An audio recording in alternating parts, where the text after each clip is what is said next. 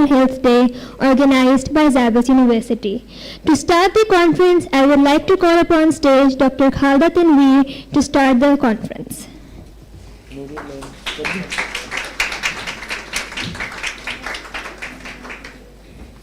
Assalamu alaikum. 10th October, every year World Mental Health Day is celebrated.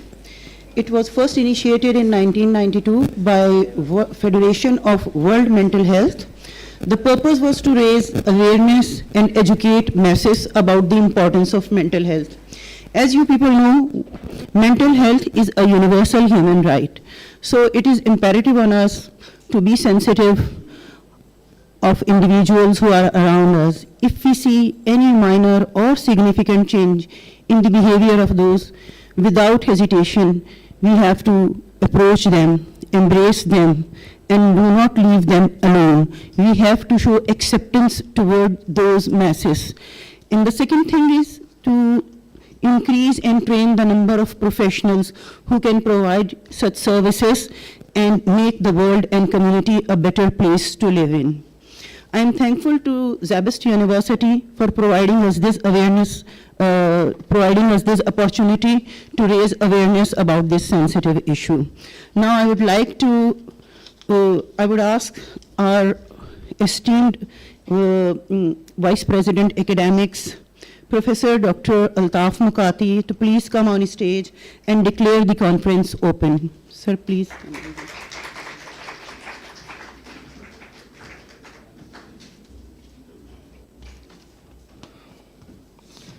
Bismillahirrahmanirrahim. Good morning to everyone. I am pleased to welcome you all to this conference organized by the Faculty of Education and Life Social Sciences. With this sentence, I would like to say I open the conference.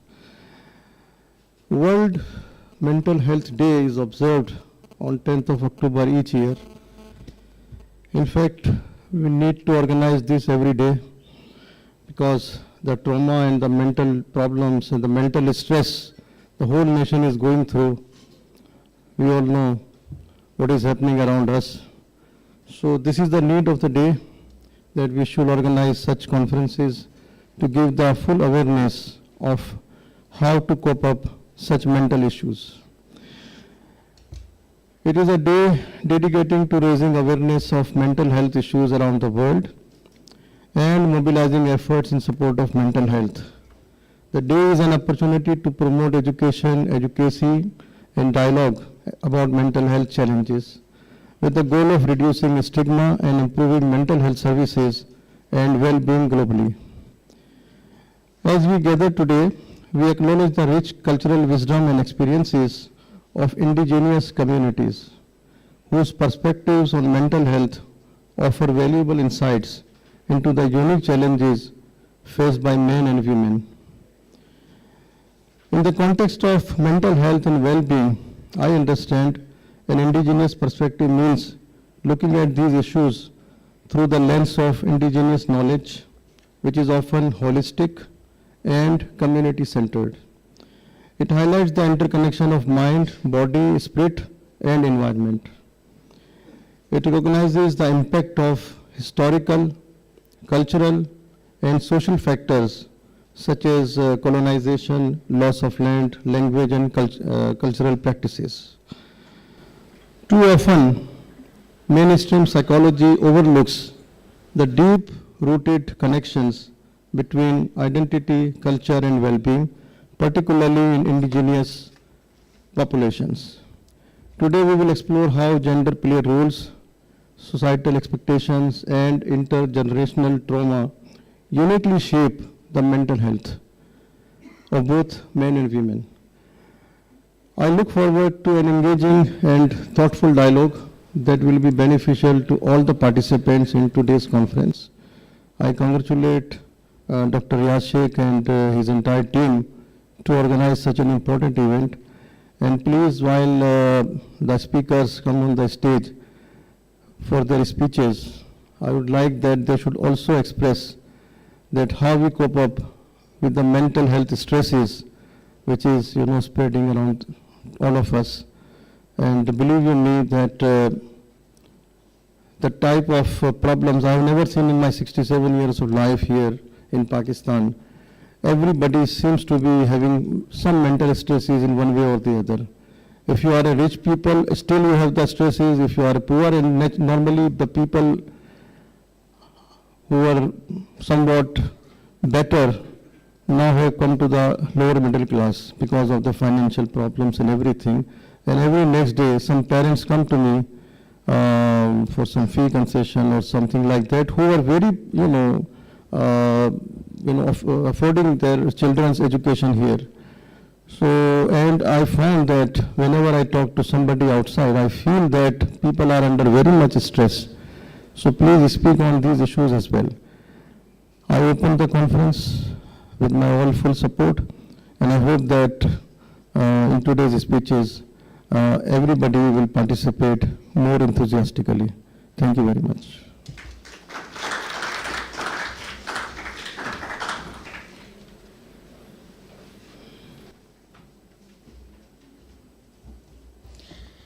I'm honored to be here today as we come together to shed light on an issue that is often spoken about but in hushed voices. However, it deeply affects us all: mental health. Before we begin, I'd like to ask you all a question. How often do you truly stop and reflect on your mental health? Raise your hand if you actually stop and think and pay attention to your mental health. I don't see many raised hands. In a world that moves at a very fast pace, we often forget that our state of mind is just as important as our physical bodies.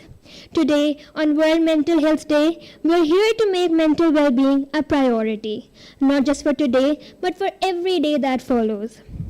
Let me ask you another quick question. How many of you have lately felt stressed, overwhelmed, or just in need of a mental break? Okay, if you didn't raise your hand, I applaud you, because for most of us, mental health is a topic that hits close to home. I want to extend my heartfelt thanks to ZABIST University for giving us this incredible platform to just do that. By hosting the first national conference on World Mental Health Day, we are not just having conversation, we are fostering change.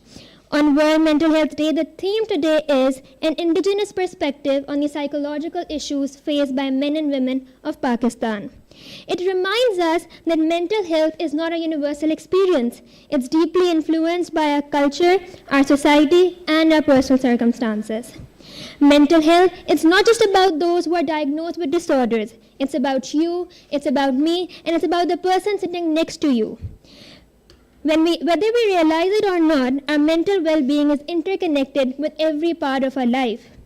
When our mental health is neglected, it impacts how we think, how we work, how we connect with others, and how we cope up with stress. And yet, it's still surrounded by stigma, especially in our part of the world where cultural pressures often discourage open discussions about mental well-being. This is exactly why we're here today. We're here to break that silence, to talk openly, to share, and most importantly, to learn.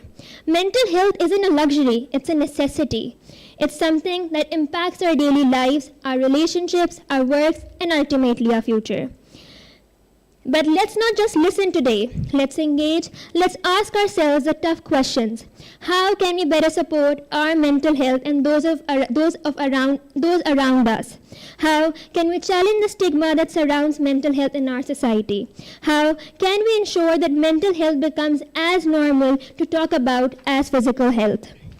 I believe that today's conference is not just an event, it's the start of a movement where we as individuals, as students, and as professionals start taking responsibility of our own mental well-being. A movement where we can push for systematic change, challenge outdated beliefs, and make mental health care accessible and acceptable for everyone, regardless of gender or circumstance. As we move through today's session, let's remember the conversations don't end here. Let this conference be a stepping stone to greater understanding, advocacy, and action for mental health. Let's make today count, and more importantly, let's ensure that change we inspire today continues to grow long after this event concludes. I would now like to call upon stage Dr. Riaz, Dean of Social Sciences, to share some words on World Mental Health Day.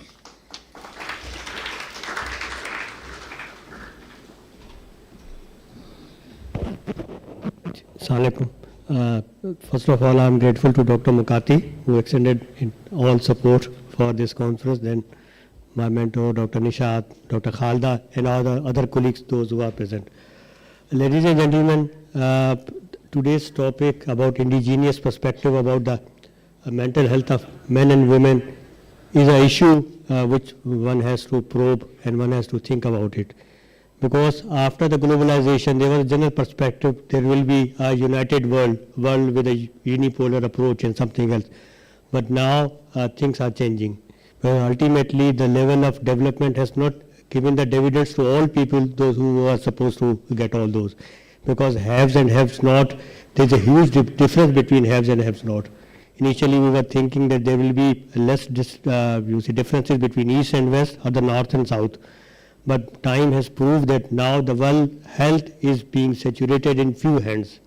Few individuals have more wealth than entire nations, like owner of the Microsoft or the Facebook or somebody else. They are more rich than the nations, and that's alarming. That's a problem which is ultimately bringing us towards a point where we have to think about this. Like you have wealth, you have concentration, but you don't have a consideration for humanity. We have golden stories like Satar Idi Saab, Mother Teresa, Dr. Rutfau, and many other people who dedicated their life for the humanity. But we have a people who you see gathered money, resources for themselves. We have a people who have their marriages in Bombay and other places where they spend millions of rupees on a single marriage activities, whereas there are people who have no money to have their 2 times meal. These type of differences are creating a problem which ultimately of a multicultural, aspect, including cultural, mental, psychological, social and economical reasons as well. So in this scenario, this topic given by UN for this year Mental Health Day is the indigenous perspective about the health of men and women is our focus, and then we have at least 5-6 scientific sessions until we'll cover till the evening. So we are hopeful that you as a young psychologists who are interested, who want to pursue their degree, should have understanding about your own social circumstances, in what type of society we are in, what our needs are, what are the different needs we have in our society, because there are some uniform and universal values and cultures, but along with this there are specific and unique cultural needs of any society that our society also had. We have a society where women, vulnerable classes, always they are at risk.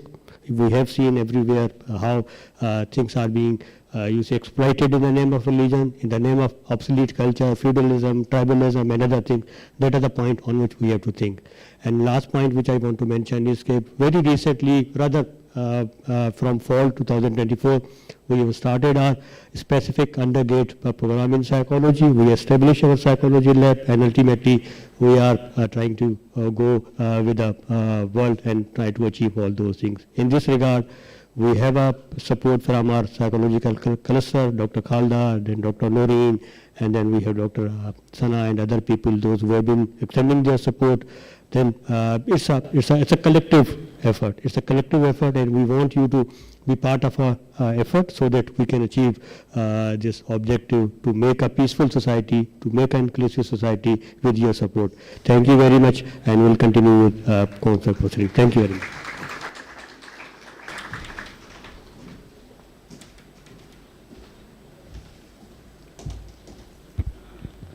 All right.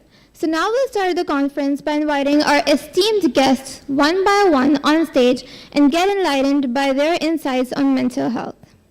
First up, we have Dr. Rizwana Zahid Siddiqui, who is currently working as a consultant clinical psychologist.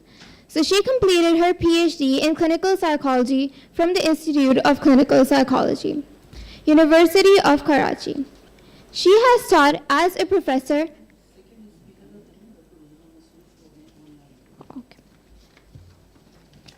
All right. So since Dr. Rizwana isn't here right now, we'll move on to our next guest.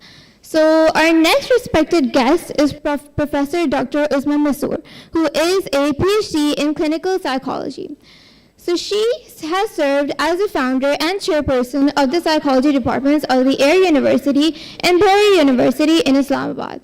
She is a practitioner, clinical psychologist, as well as the CEO of a private company offering psychological services. Her expertise lies in psychotherapy, assessment, and intervention in adults and children.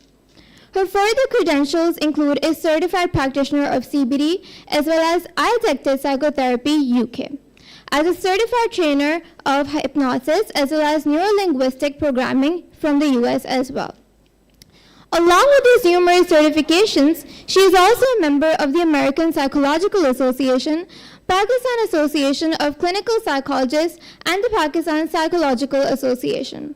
She is also a member of several editorial boards, which include the Pakistan Journal of Clinical Psychology and Pakistan Journal of Psychology, both belonging to the Institute of Clinical Psychology, as well as the Journal of Gender and Social Sciences, and the Frontiers in Psychology, Lausanne, Switzerland. Her membership even extends to the National Guild of Hypnotists, USA. She is the Master Trainer of Hypnotists, as well as the National Federation of Neurolinguistic Psychology from the USA. With this, let's invite Dr. Uzma to take the stage.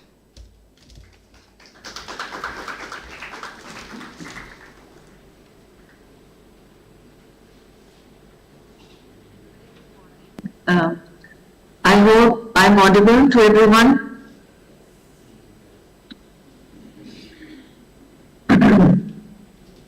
Thank you, Dr. Khalda, for inviting me here, and it is always lovely to talk about mental health because we need to have forums where we can speak about mental health.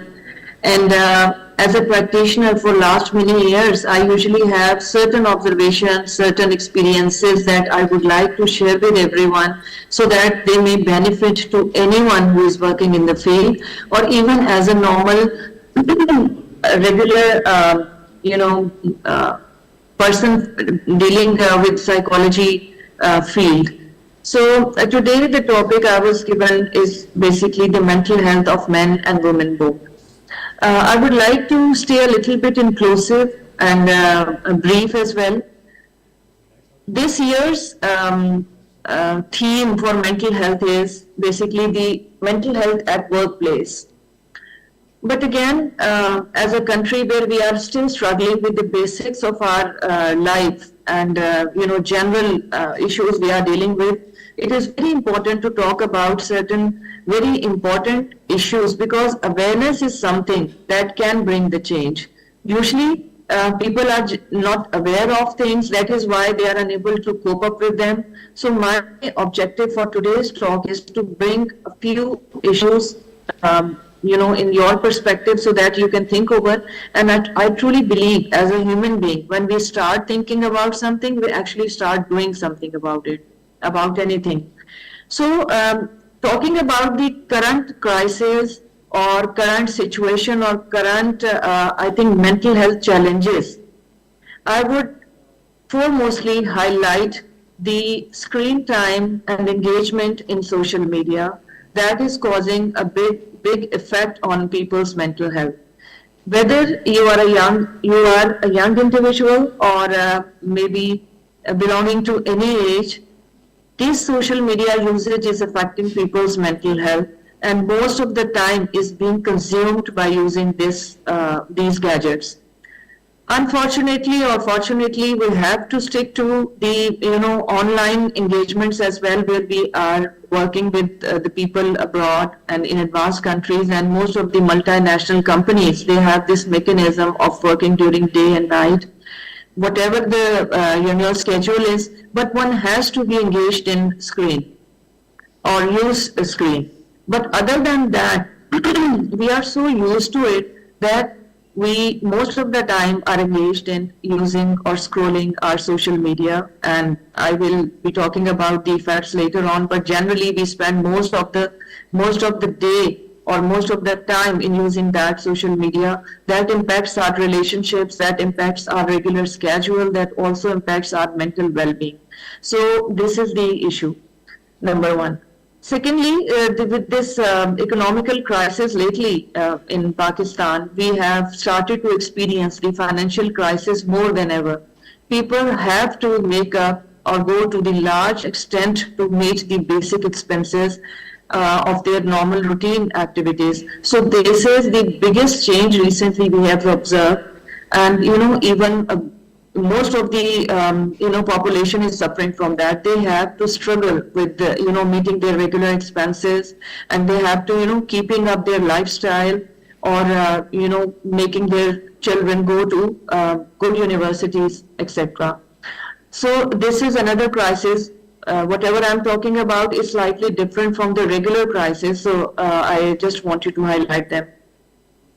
And third one, and the most important one, as a practitioner I have observed, is the psychological crisis in this generation, generation of my age mostly, I would say, who have to deal with the young generation, having issues with interactions, having the communication gaps. So it is also creating, mental health effects on ourselves. So it is very difficult to deal with this generation, how to approach them, how to talk to them, whether you are a senior, person at your workplace and you have to deal with this young generation, the Z generation. I think you would agree to that. And at home, in our families, we have to, deal with a lot of communication issues with this generation. So I have seen a lot of people coming up with these three highlighted issues recently. Now the effect on men and women, of course, is separate, because men, they usually get engaged more into their work, and they are less available to any of these psychological crises, because they have to do a lot, and that is another type of struggle they have to make to earn, and being a part of a competent environment. So I think their struggles are different. And women, most of the women generally, we have been reviewing different researches earlier, and there is a lot of literature available that women generally are more emotional, they are more sensitive to things. And our society, as a culture, we generally have this discrimination as well. So discrimination and sensitivity, that also brings some different challenges for a woman. But the issues I highlighted earlier usually have similar effects on men and women both, because they both are suffering, from this, the emotional crisis I mentioned earlier, the gadget issues and financial issues all. So now briefly I would come towards the, solutions I would propose. The first one is that we need, as a psychologist community, we need to take an inclusive approach, in which we should be highlighting the critical clinical issues. Rather, we have to look for some approaches that could help a normal human being to be more adjusted to their environment, whether it is home environment or whether it is their workplace environment. Awareness campaigns should be there, facilitating the community to come forward and talk about their issues and destigmatize the mental health problems. The third thing is we need to set our priorities. I'm talking not as a psychologist, but maybe as a normal person, as a regular member of the society, or as a normal human being. We need to set our priorities. That is very important. Whether it is your health, whether it is your work, whether it is your relationships, we have to set our priorities. It would reduce the tension, and it would bring better, understanding to life, and that ultimately would lead towards better mental health. So, and the next thing I would like to pose is the strengthening of the family system. The family system, the relationship management is very important, because with this upsurge of I would say financial and the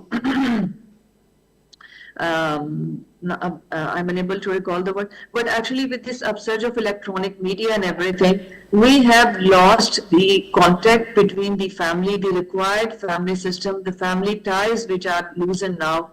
And it is, generally people are approaching outside their families to, have solutions of their problems. So it is important if we can get back this family system in place where we can talk to each other and we can, support each other. We could understand each other in a better way. And that would also reduce the communication gap I was talking about earlier. And then healthy lifestyle is very important because recently it has been observed that people are avoiding to take medication. They want to be more, they would be more towards adjusting their life, adopting healthy lifestyles, physical activity, and eating habits, and leisure activities. So people are more interested in learning about some healthy lifestyles because it has proven by different researches that the healthy lifestyles are also very important for a healthy mental health. And then as a psychologist community, I have observed recently that most of the universities and most of the places, they have launched some psychological counseling services. Most of the institutions have done this. So it already is a kind of step towards reducing the stigma by itself. And I think, bringing information into light for everyone, like having anxiety, depression, or being stuck in your life stage, or being in a crisis, or having some relationship issues is very important. It is very important if you can create a balance between work and your life. That is basically not being very helpful for your career progression and for your relationship as well. So, organizing and establishing such facilities at different institutions would be helpful to reduce this stigma. Because when people would know that this is not something very, very unique to them, everybody is suffering from that and everybody needs help, would also, enhance mental health. And my last point is very important. Most of us already know who are from psychology community, and outside psychology community, they also know that we do not have any standardized regulatory body for us. There is no body, there is no organization, no proper counseling that is basically regulating these psychological services. This is very, I think, alarming. And from the forum of your conference, I would like to request the government, the stakeholders, and whoever can be part of this, that we need to establish the regulatory body as soon as possible to reduce malpractices and to enhance the mental health.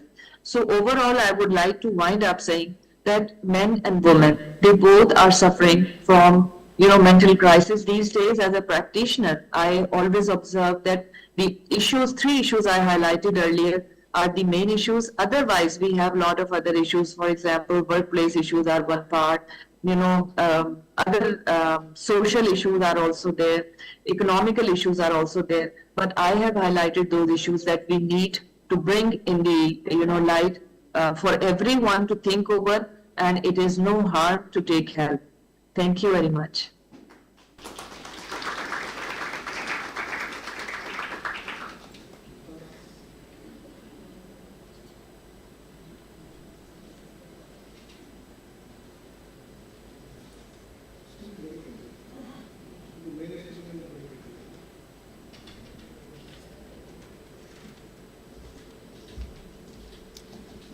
Thank you so much, Dr. Uzma.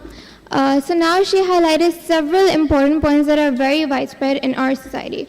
So first of all, we have screen time and engagement with social media, which is a major cause of communication gaps between the youth or children today. And that is why we see that so many families are actually broken families or empty shell families. So it basically signifies that there is a need to, remove the stigma that is associated with mental health and work to improve their relationships so that the people can rely on the family's support system itself rather than seeking help outside of it. So our next respected guest is Professor Muhammad Suleiman. So he is a seasoned academician. He has completed his master's degree from the University of Punjab, Lahore, and has served as the principal of government postgraduate college in Murray. So Professor Suleiman has served as a dignitary in various academic bodies of various institutions across the Punjab. He has received credit for a myriad of research articles, which include the socio-cultural impact of the 1947 migration on the people of Punjab and the Indo-Pak socio-cultural structure and bipolar relations, which have been published in the Indian national newspapers. Moreover, he is also famous for producing a 30-minute documentary on Bhagat Singh Shaheed Haveli and School in Bange, Faisalabad, which even earned 2 awards from India. So Professor Suleiman is a live member of the Pakistan Psychological Association as well as the Advanced Society of Muslim Psychologists and Fountain House Lahore. So some of his produced writings are on topics such as theories of personality, clinical psychology, social psychology, introduction to psychology, and psychopathology and psychotherapists. With this, let's put our hands together for Professor Suleiman.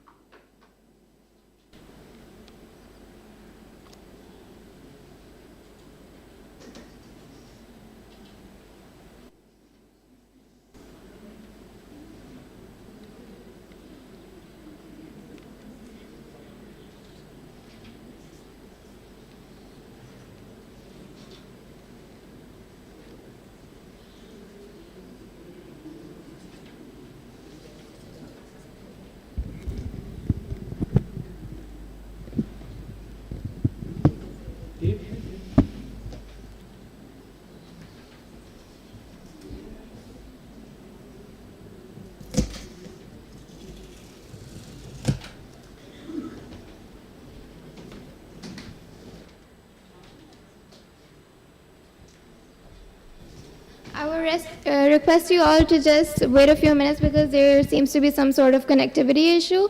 So yeah, your patience is...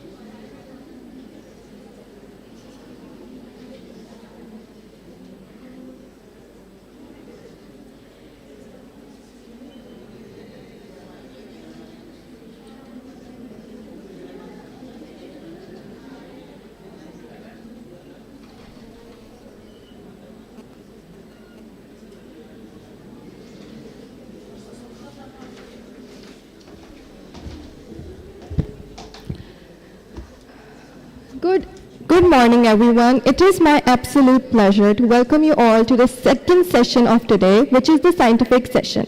I am honored to be moderating this enriching discussion, where we will explore diverse range of psychological research papers by the leading scholars of the field. So up first, I would like to call Ms. Hafsa Khan and Tuba Farooqi from Federal Urdu University of Arts, Science and Technology to discuss their research topic on gender discrimination, job satisfaction, emotional exhaustion, and monetary compensation, a study of Karachi's industrial sector. Everyone, please welcome them.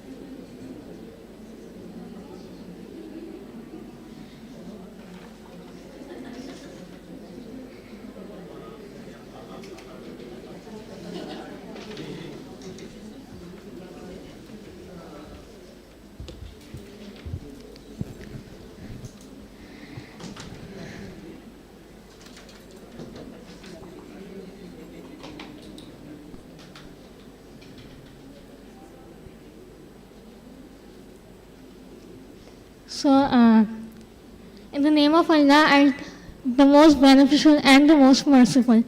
Respected panelists, teachers, and fellows, Assalamu alaikum. I am Hafsa Khan, and today my research topic is trends of gender discrimination, job satisfaction, emotional exhaustion, and monetary compensation, a study on Karachi's industrial sector. So, first of all, I'd like to start with the abstract.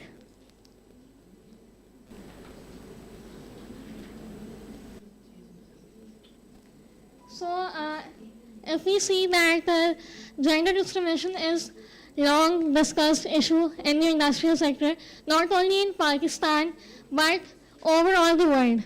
And if I say the role of personal variables, then the personal variables such as age, skills, working experience, and any other personal variables are long being discussed, but still it remains a topical issue in the industrial sector.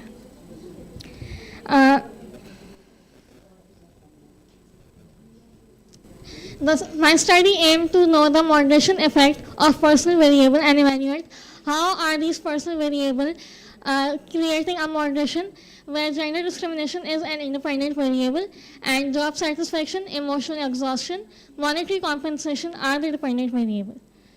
And my next aim was to know the prevalence of gender discrimination and similar variables among gender and industrial sector. So if I talk about my sample size consisted of 300 participants, where I took the sample size from 5 different industries, that is banking, software, pharmaceutical, and telecom, as well as FMCGs. My study is quantitative descriptive survey method design. After the sample size, I'd like to tell you about the test that I have conducted. So I conducted a correlation test, Pearson correlation test, ANOVA, t-test, as well as moderation effect, for which I used SPSS and macro extension. And if I talk about the results, then the correlation was significant for 2 of my variables. Similarly, t-test was also significant for 2 variables. Moderation was very slightly significant, and the regression was not significant. Gender discrimination. Gender discrimination is a disadvantage of all employees in industrial sector, be it a personal setting or it is a working place. In personal setting, if I talk about, it's a exclusion of an employee or restricting someone to do their own work. And if I talk about working environment, then there's politics, sex-related issues, and gender-related issues. Now, if I see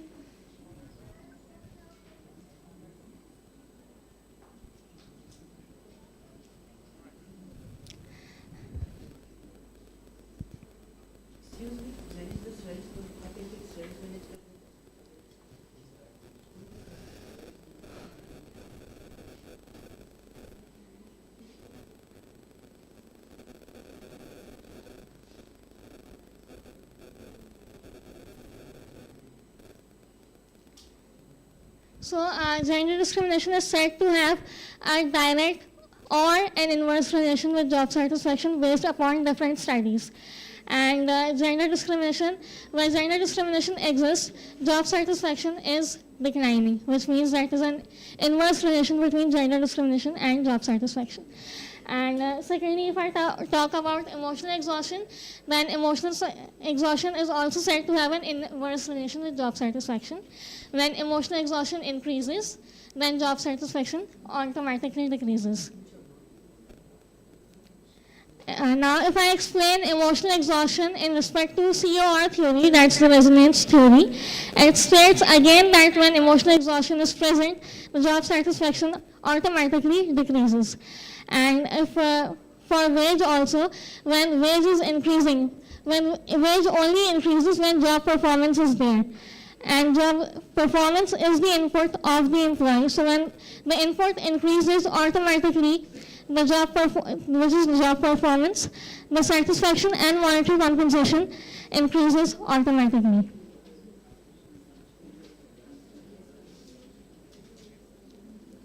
Mutual investment model. Mutual investment model is the application of social exchange theory, which states that a social behavior is because of an exchange.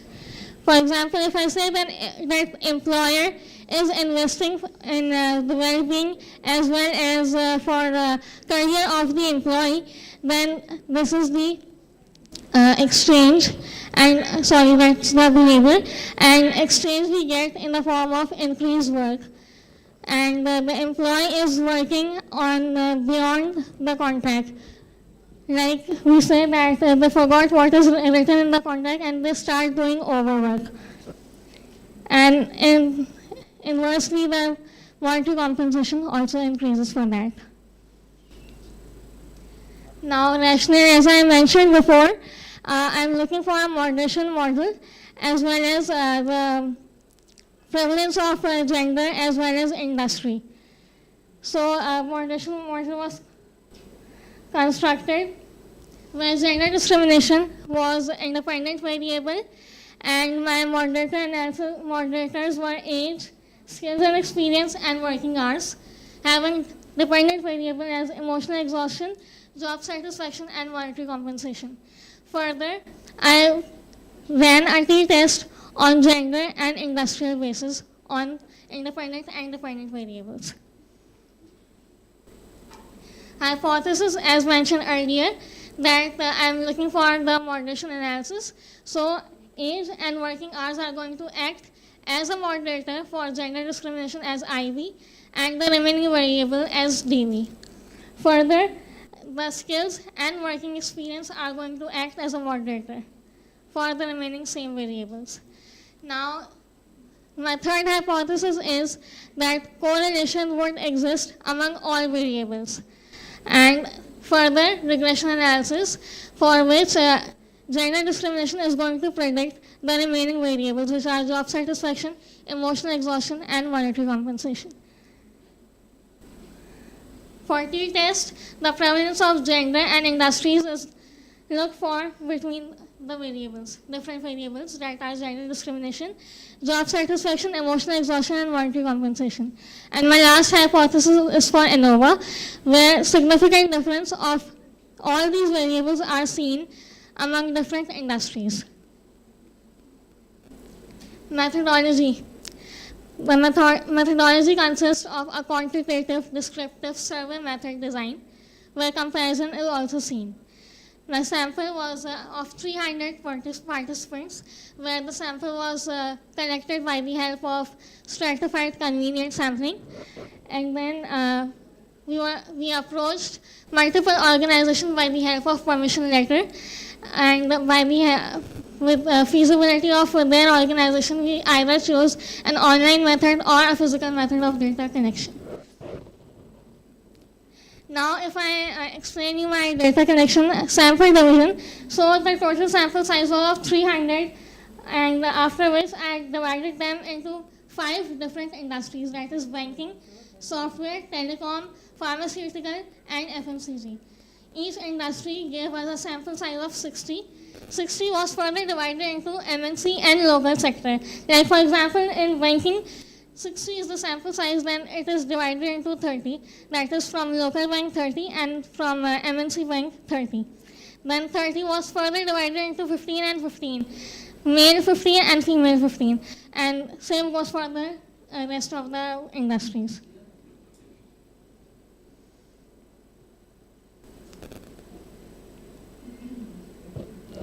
Inclusion criteria and exclusion criteria. Now, inclusion criteria was that the sample should be in service and they are educated, having experience of 0 to 30 years, as well as they are in the age range of 19 till 58.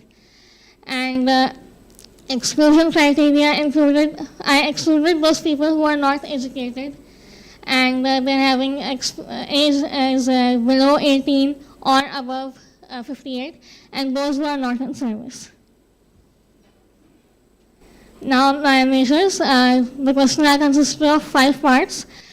Number 1 is consent, number 2 demographic variables, and 3 were the questionnaires, that is gender discrimination, job satisfaction, emotional exhaustion, and monetary compensation, which was already asked by the help of a demographic variable. So through consent, the confidentiality of the participants was ensured. Secondly, demographic variables, which consisted both qualitative and quantitative variables, which are gender, age, skills, working experience, skills, and different type of industry, like from which industry they belong to and department.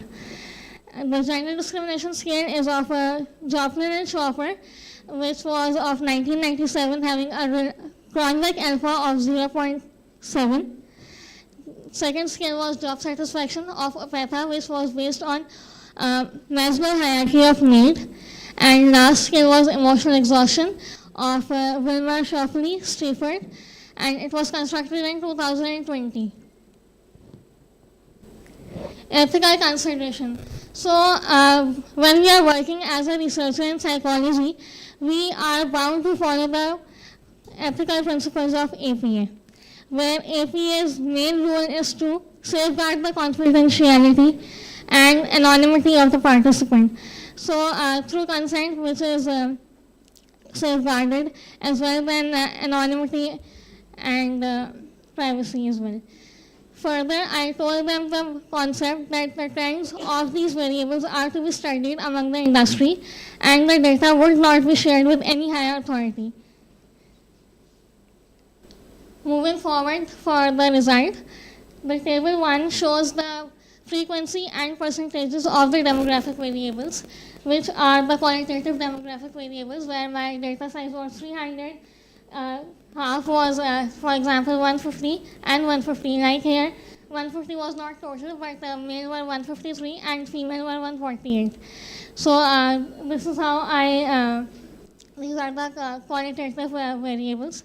And then if I talk about the quantitative variables, then the quantitative demographic variables range, mean, and standard deviation are given in the second table. Further, the psychometric properties of the scale is mentioned in table number 3, where you can see the number of items, alpha level, mean and standard deviation of the scale, and the subscale of questionnaires. Now correlation.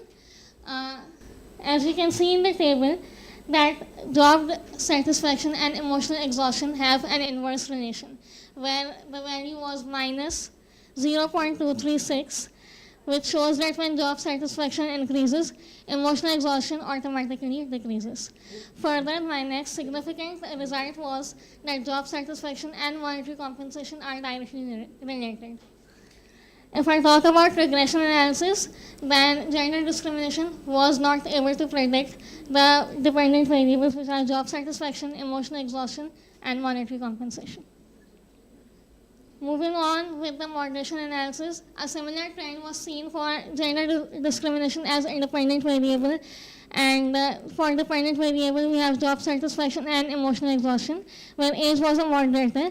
Only these two results were significant, while the rest of them were not significant. And if I talk about working experience and working hours, then for gender discrimination as independent variable and monetary compensation as dependent variable, the results were found to be significant. The remaining results were found not to be significant. Further, if I talk about the skills, there were 3 skills that were asked from the participants, which were technical skill, soft skills, and management skills. And out of all these skills, none of the result was found to be significant when they were used as moderators. This is the table for soft skill training and management training skills.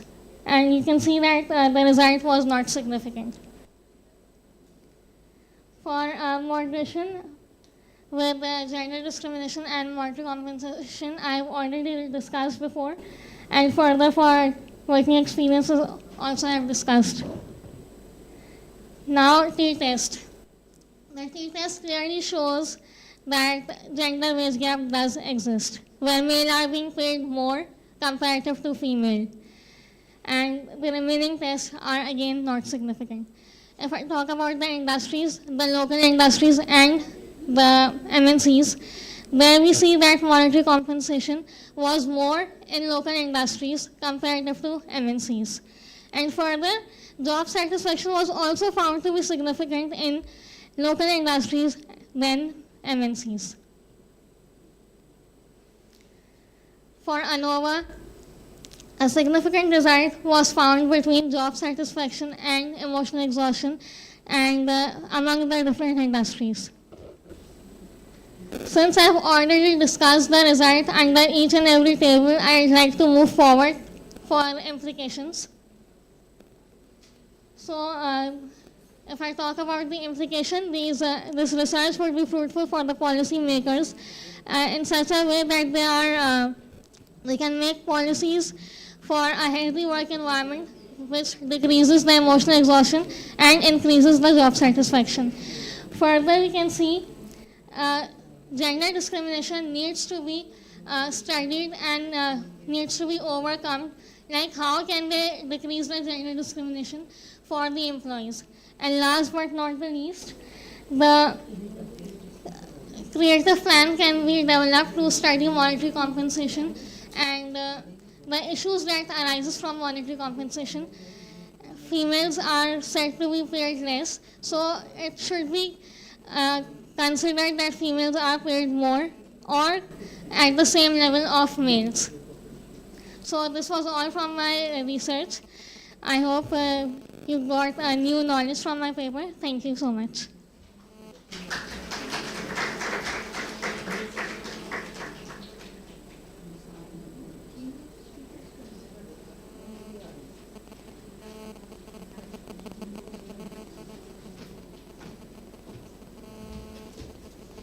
All right.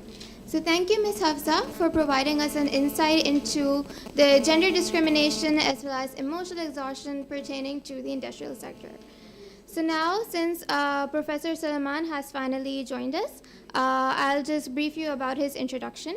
So Professor Suleiman is a seasoned academician. He has completed his master's degree from the University of Punjab, Lahore, and has served as the principal of Government Postgraduate College in Murray.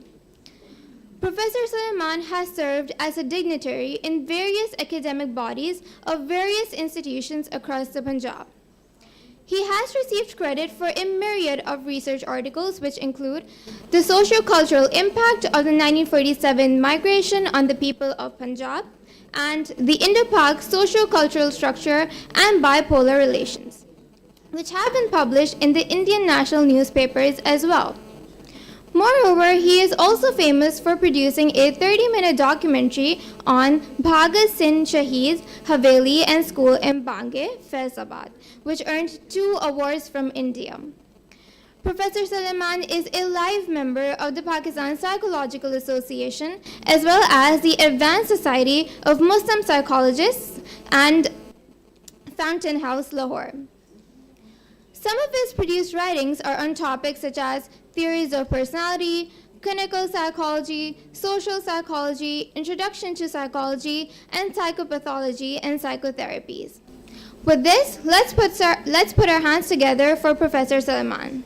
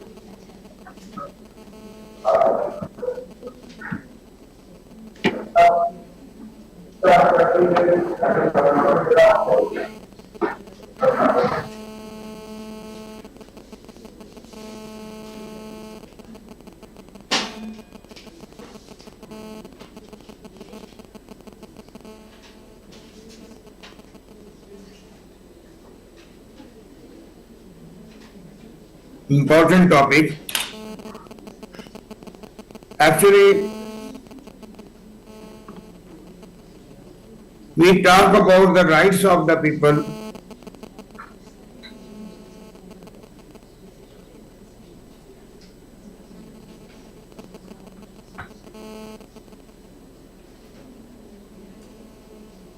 Hello. Yes. Some technical problem here. I actually, Dr. Khalda, you listening me? Yes, Dr. Suleiman, start करें, carry on. You are audible. Yes, sir, we can hear you. You can speak now. Actually, very important topic for which you people are talking today. We talk about the rights of the people, but we never talk about the duties of the people. And our gender issues are just concerned with this problem. We talk about the rights, women rights, but what are the duties? What are Results from the web. what are the duties and what are the basics for us to do? We never think about this. I'm really glad that somebody come forward talk about this. Look. Regarding gender issues, when जब से ये दुनिया बनी है, from the start, the beginning of the world, one thing is very important. The male and female जो आपस में prejudice, contradictions हैं, वो continue. Because in the early stage of life, in the beginning of life, when no civil life was there, women were the leaders of the tribes. They were the leaders.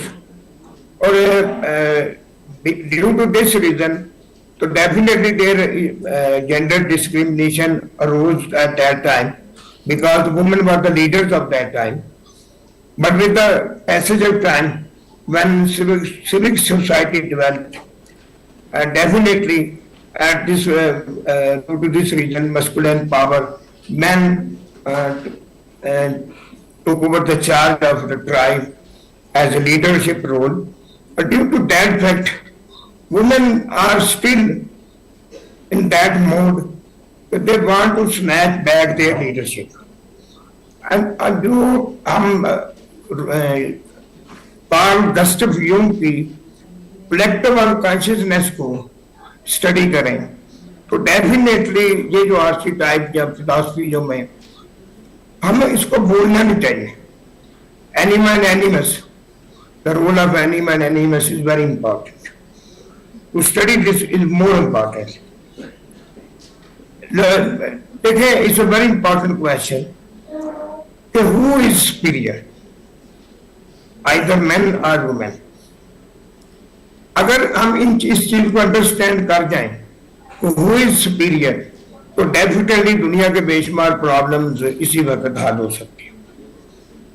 It's a very important question which I put all in front you. अगर suppose अगर एक ही वक्त में दुनिया के सारे मर्द मर जाएं, एक ही वक्त में पूरी दुनिया के सारे मर्द जो हैं वो डेथ हो जाए, और दूसरा हाइपोथेसिस है कि एक ही वक्त में दुनिया की सारी औरतें मर जाएं, तो इन विच केस जो ह्यूमैनिटी है उसको डेंजर नहीं है. Humanity will survive. It's a very important multi million question. देखिए, मर्द लाख दफा मरते रहे, जो ह्यूमैनिटी है will survive because thousands women will carry new babies. From those babies, new generations will come, will occur. लेकिन अगर वुमेन मर जाती है तो दुनिया में ह्यूमैनिटी कभी सर्वाइव नहीं कर सकती. This is the power of production, जो god like quality. I remember a very famous song of Shaggy, I think God is a woman. तो definitely we all believe that God has no sex, no gender. But why we frame God as a male?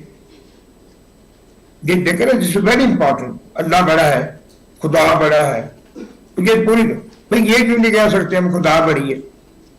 It means from the ages we have developed a mind जिसमें हमने बिना वजह मर्द को superiority position पे ले आए, और इसका बाद अनफॉर्चुनेटली वुमेन सबसे ज्यादा इसकी जिम्मेदार है, रिस्पॉन्सिबल ऑफ दिस.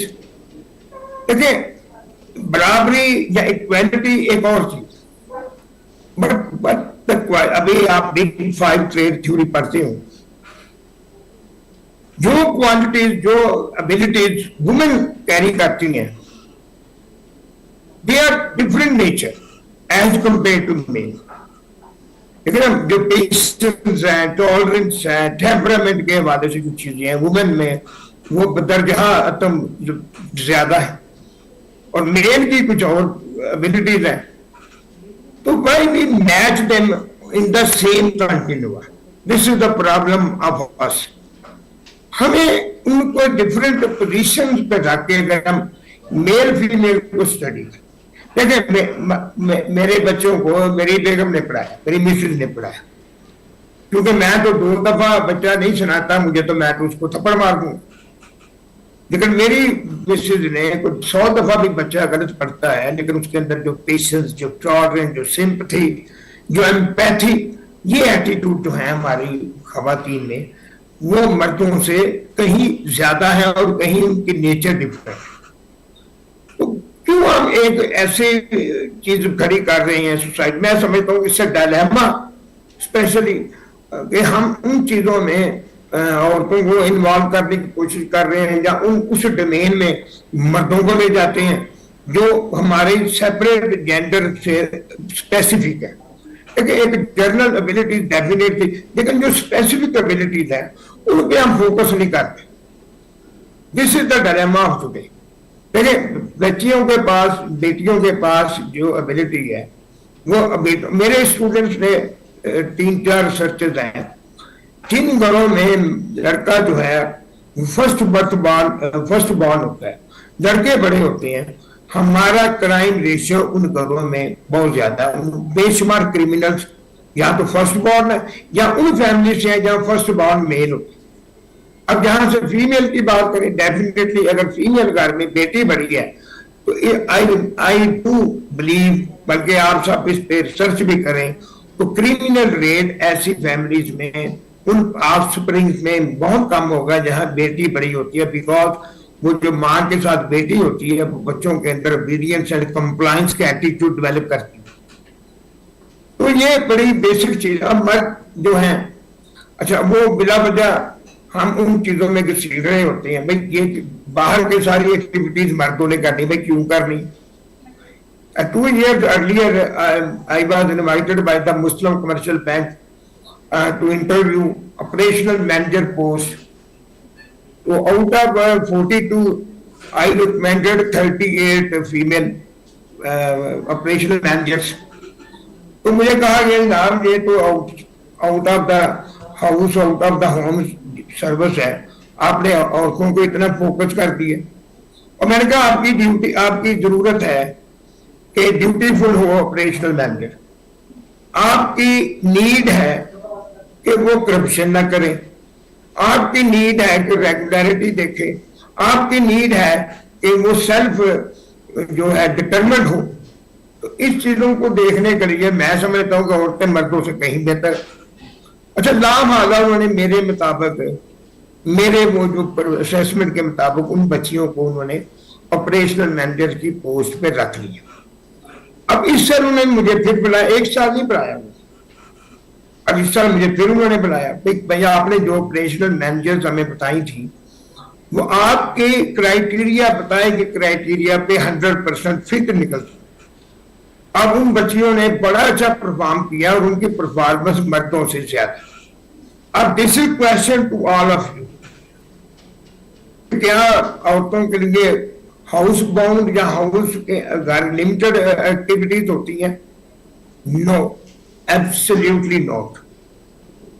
ایک بڑی ہمیں سائیکالوجسٹ کو ایک بڑا فوکس کرنا پڑے گا کہ یہ طے کرنے میں, یہ کرائیٹیریا سیٹ کرنے میں کہ کون سی جابز یا کون سی جو ورک پلیسز ہیں وہاں پر فیمیلز زیادہ پوٹینشیل کیری کرتی ہیں اور ان کا آؤٹ کم مردوں کی نسبت بہتر. اگر ہم اس میں کامیاب ہو جاتے ہیں, میں نہیں سمجھتا کہ ہمارے میں یا ہمارے یا پریزنٹ ڈے سائیکالوجسٹ جو ہیں ان میں یہ ایبلٹی نہیں ہے, but definitely we have to utilize that. Criteria پہلے ڈٹرمن کریں اور اس کرائیٹیریا کے مطابق ان ہمارے میل اور فیمیل کے جو جاب اورینٹیشن ہو, جاب میں ان میں ریکروٹمنٹ ہو, تو آپ دیکھیں کہ پاکستان پہلے سے بہت تیزی سے ترقی کرے گا. رائٹ, یہاں پر جو کہا جاتا ہے کہ عورتوں میں یہ کمی ہے, جو ایک اسٹیریوٹائپس بنے ہوئے ہیں, یہ اسٹیریوٹائپس نے ہماری قوم کو بہت پیچھے ڈال دی ہے. ہم کبھی بھی اس ملک میں آگے ہماری ترقی نہیں ہو سکتی جب تک ہم ان اسٹیریوٹائپس کے بندھن کو نہ توڑیں. تو یاد رکھیں یہ بڑی بیسک چیزیں ہیں. میل کا اللہ تعالیٰ نے اپنا ایک ایریا آف ڈومیننس رکھا ہے, فیمیل کا ایک اپنا ایریا آف ڈومیننس رکھا ہے. ہمیں ان کو ایک طے کرنا ہے, ہمیں ان کو دیکھنا ہے اس کے ریسرچ اورینٹیشن کی بیس پہ اور تھیوریٹیکل اینڈ کوالیٹیٹو اور کوانٹیٹیو دونوں ریسرچز کی بیسس پہ میں سمجھتا ہوں ہمیں یہ طے کرنا چاہیے کہ کون سا جو ایریا اسپیسیفائڈ فیمیل کے لیے اور کون سا مردوں کے لیے, اور اگر اس کے مطابق ہم اپنی نیکسٹ جنریشن کو ریکروٹ کریں right man for the right job, اس کے مطابق ہم اگر کریں تو آپ دیکھیے گا کہ پاکستان کی پرفارمنس ترقی بہت بہتر ہوگی. میں سمجھتا ہوں کہ ہمیں ان ایشوز کو پھر سپیریورٹی, آپ دیکھیں کمپلیکس جو ہے, یہ کرائم ریشو جو ہے یہ فیمیل میں تو بہت کم ہے. ہمارے ملک کا کرائم ریشو جو کریمنل ہیں وہ سارے میل ہیں. وجہ وائی, بیکاز ہم نے سارے ہی نیگیٹو کام جو ہے وہ مردوں کے لیے مختص کیے ہوئے. بس یہ بھی نیگیٹو, یہ بھی غلط ہے. بھائی سارے نیگیٹو کام مردوں کے لیے اچھے کام کیوں نہیں ہو سکتے؟ ہماری پنجاب میں ایسے مرد جو خواتین اپنی بیویوں کے ساتھ مل کے گھر کا کام بٹاتے ہیں ان کو تانے ملتے ہیں, ان کو یہ کہا جاتا ہے جی آپ کیا کہتے ہیں کہ بیوی کے ساتھ اس کی بڑے ایسے پنجابی کے الفاظ اس کے لیے بولے جاتے ہیں. What naan sense. یہ تو اسلام نے کہیں نہیں لکھا کہ کھانا پکانا جو روٹی پکانا عورت کا کام ہے. اگر کہیں لکھا تو مجھے بتا دیں. اسلام نے تو نہیں لکھا. جو تو ہماری سوسائٹی نے ایسی یہ ویلیوز یا نارم سیٹ کر دی ہیں جو کہ بالکل irrelevant اور نیگیٹو ہے. اسلام نے تو کہیں نہیں کہا کہ عورتیں جو ہے وہ بینکنگ کا کام نہیں کر سکتی. اگر کہا تو مجھے بتا دیں. تو ہم باتیں وہ کر رہے ہیں جو جن کا نہ تو ہمارے ریلیجن سے تو تعلق ہے اور نہ ہمارے بڑوں کے ان کی باتوں سے کو تعلق. اور انفارچونیٹلی اب وقت کے ساتھ ساتھ یہ ہم ایک تھوڑا سا یہ میں ڈائلیما ہے یہ بھی کہ ہماری جو عورتیں جب مائیں ہیں due to certain reasons insecure feel کر رہے ہیں. انسیکیورٹی ہماری سوسائٹی میں بڑی قریب کر دی ہے اور اس کے ذمہ دار میں سمجھتا ہوں خواتین خود بھی. ایک خاتون جب گھر سے نکلتی ہے نا اس کو مردوں کی طرح بریو ہونے کی ضرورت ہے. میں ریسنٹلی ایک جگہ سے ایک وہ چوک تھا بڑا چوک. اچھا وہ ایک لڑکی نے بایا کیا ہوا تھا نقاب کیا ہوا تھا. ادھر سے ٹریفک سگنل گرین ہوا ادھر سے اس نے کراسنگ شروع کر دی سڑک. بھائی آپ گھر سے باہر نکلی ہو تو آپ یہ تو آبزرو کرو یہ تو دیکھو کہ تم کہاں کھڑی ہو. پیدل چلنے والوں کے لیے بھی کچھ ذمہ داریاں ہیں. ادھر سے ٹریفک سگنل گرین ہوا انہیں سڑک کراس شروع کر دی. اچھا 5-7 موٹر سائیکلوں والے زخمی ہو گئے 2-3 گاڑیاں جناب لگی لیکن اس اللہ کی بندی نے نہ دائیں دیکھا ہے نہ بائیں دیکھا. وہ سیدھی کراس کر کے گئی ہے کیونکہ اس کو گھر میں کہا جاتا ہے گھر میں ماں اس کو کہتی ہے کہ بیٹی تجھے سیدھا جانا ہے اور سیدھا واپس آنا ہے. اور یہ بڑا ڈائلیما ہے ہماری سوسائٹی کہ مائیں بچیوں کو خود جو ہے فیئر جو ہے ان کے اندر انجیکٹ کر رہی ہیں. میں یہ نہ کرو یہ نہ کرو. تو ڈیفینیٹلی جب آپ کسی چیز سے ڈریں گے تو وہ چیز سوسائٹی میں زیادہ قریب کرے گی وہ چیز زیادہ ڈیولپ ہوگی. اور دوسرا ڈیفینیٹلی عورتوں کو گھروں میں بند کرنے کے لیے سوسائٹی میں باقاعدہ ایسی موومنٹ چلتی ہیں پاکستان میں بار بار چلی ہیں کہ عورتوں کو ان چیزوں سے دور رکھا جائے جو کہ اگر وہ عورتیں ہوں تو پاکستان زیادہ تیزی سے ترقی کرے. بینکنگ سیکٹر میں خواتین مردوں کی نسبت فار بیٹر پرفارمر ہیں. اس کی بہترین مثال ڈاکٹر شمشاد تھی جو اسٹیٹ بینک کی گورنر بنی ہے. آپ ان کی پروگرس دیکھ لیں اور باقیوں کی بھی دیکھ لیں. لائک وائز اور بھی بے شمار جو ہیں ڈپارٹمنٹس ہیں جن میں فیمیل کی جو پرفارمنس ہے وہ میل سے بہت بہتر ہے. But you should come out of these shells. میری بیٹی ایک وہ ملیشیا میں سروس کر رہی ہے ماشاءاللہ. She is very confident. She is there serving U A E میں. اور میں نے کبھی اپنے گھر میں بیٹوں کو بیٹیوں پر فوقیت نہیں دی. تو یہ چیزیں ایک تو گھر سے کانفیڈنس ہو.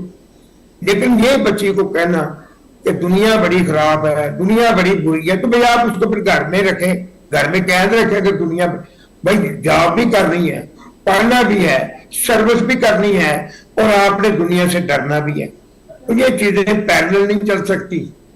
یہ چیزیں سائملٹینیس نہیں چل سکتی. یاد رکھیں you should come out of these shells. I got admission in Punjab University in 1986 and at that time میری 45 کی کلاس میں اور فیمیل صرف 39 میں only one girl ایک لڑکی تھی جو بایا پہن کے آتی تھی. وہ بھی کہتے تھے کہ ہمارا ریلیجن کو issue. Otherwise all others were without بایا. اچھا اب میں کلاس میں جاتا ہوں. ابھی کلاس میں گیا ہوں جو بی ایس کی شروع ہوئی ہے سرکوسار میں. آؤٹ آف 50 بچیاں ہیں ان میں سے 49 جو ہیں وہ بایا کے ساتھ.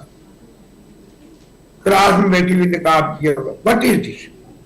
और हम डिटीरियोरेशन की तरफ जा रहे हैं, हम खौफजदा कर रहे हैं अपनी बच्चियों को। मैं डेफिनेटली याद रखें, ये जो हमारा फैमिली स्ट्रक्चर या सोशल स्ट्रक्चर है, हम अपनी बच्चियों को खुद खौफजदा कर रहे हैं, उनको मर्दों से दूर कर रहे हैं। पता नहीं मर्द की बला चीज है। मैं जब आप मर्दों के साथ एक ही ऑफिस में काम करके फिर पता चलता है कि कोई मर्द कोई गैर, कोई एलियन या किसी दूसरे सियारे की मखलूक नहीं। वो बच्चियां और बच्चे जो को एजुकेशन में पढ़ते हैं, याद रखें उनका कॉन्फिडेंस लेवल जॉब में उन बच्चियों और से बच्चों से ज्यादा होता है जो सेपरेट एजुकेशन से आते हैं।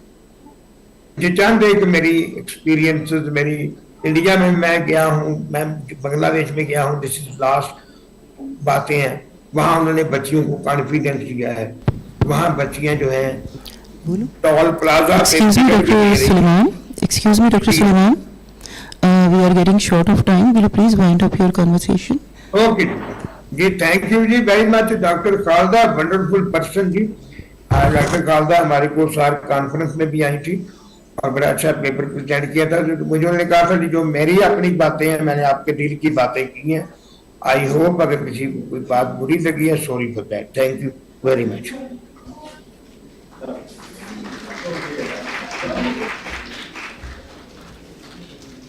All right, so thank you, Professor Suleiman, for providing an insight into gender discrimination and the importance of women.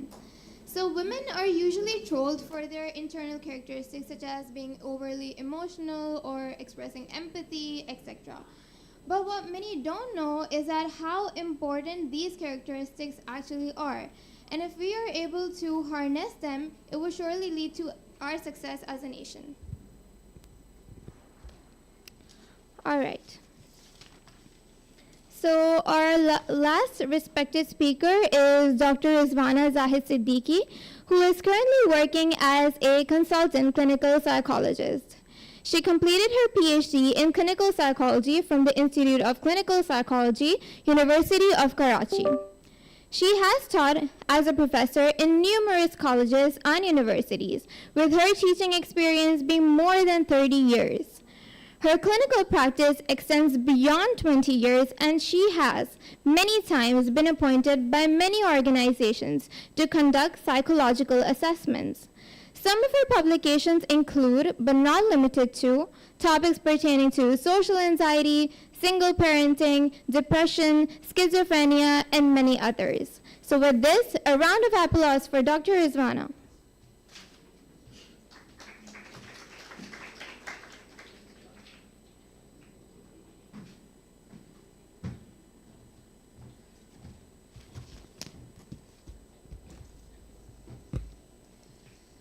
Bismillahirrahmanirrahim.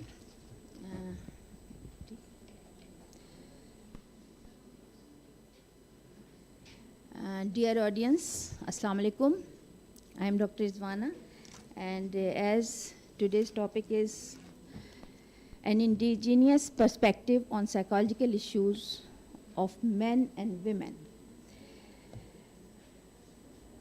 Basically, this perspective values holistic approach.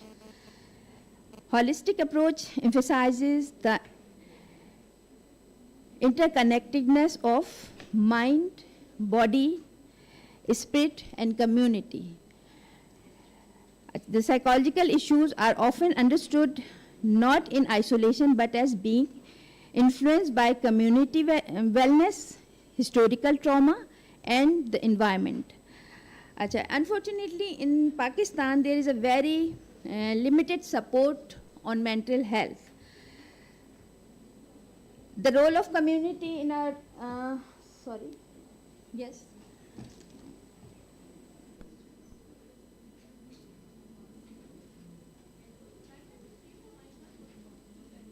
Yes. The role of community in mental health is very limited support regarding mental health issues.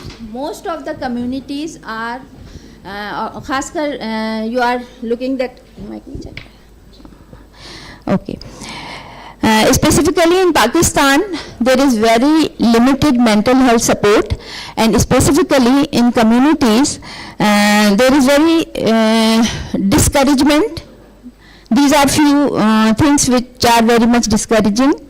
Social stigma, lack of finance support, lack of availability of mental health services, community, mindset of other methods of treatment, जिसमें जादू टोना और दम दरूद वगैरह ज़्यादा शामिल है. मेंटल हेल्थ साइकेट्रिस्ट और साइकोलॉजिस्ट के पास लोग कम आ रहे होते हैं.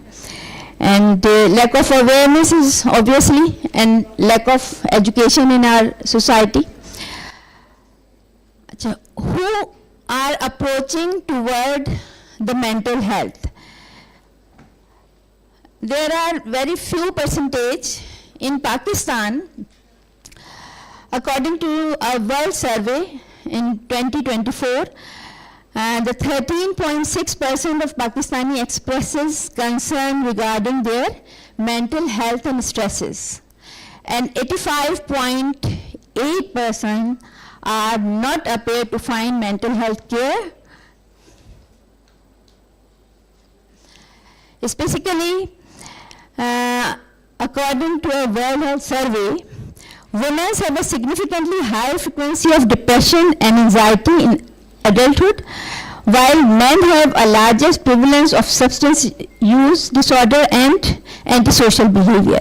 Women also have higher prevalence of depression and anxiety disorder due to the genetic and biological factors. There are many cases of depression is mishandled, and they become major depression and psychotic disorder, schizophrenia and something else. Here I am sharing one of my case. Female client with bipolar disorder comes for treatment, but her postpartum depression mishandled, and it becomes severe schizophrenic. तो उसमें simple जो understanding थी, उनके जो husband थे वो इस चीज़ को अंडरस्टैंड नहीं कर पा रहे थे कि शी इज़ इन डिप्रेशन. और जब उनके हेलुसिनेशन स्टार्ट हुए, she is complaining that I am visualising और I am meeting with someone's, like Shahrukh Khan मुझसे मिलने आते हैं या जावेद शेख मिलने आते हैं, ऐसी fantasy life she starts. And husband not understand this case, and this case mishandled without medication, and it becomes schizophrenic client.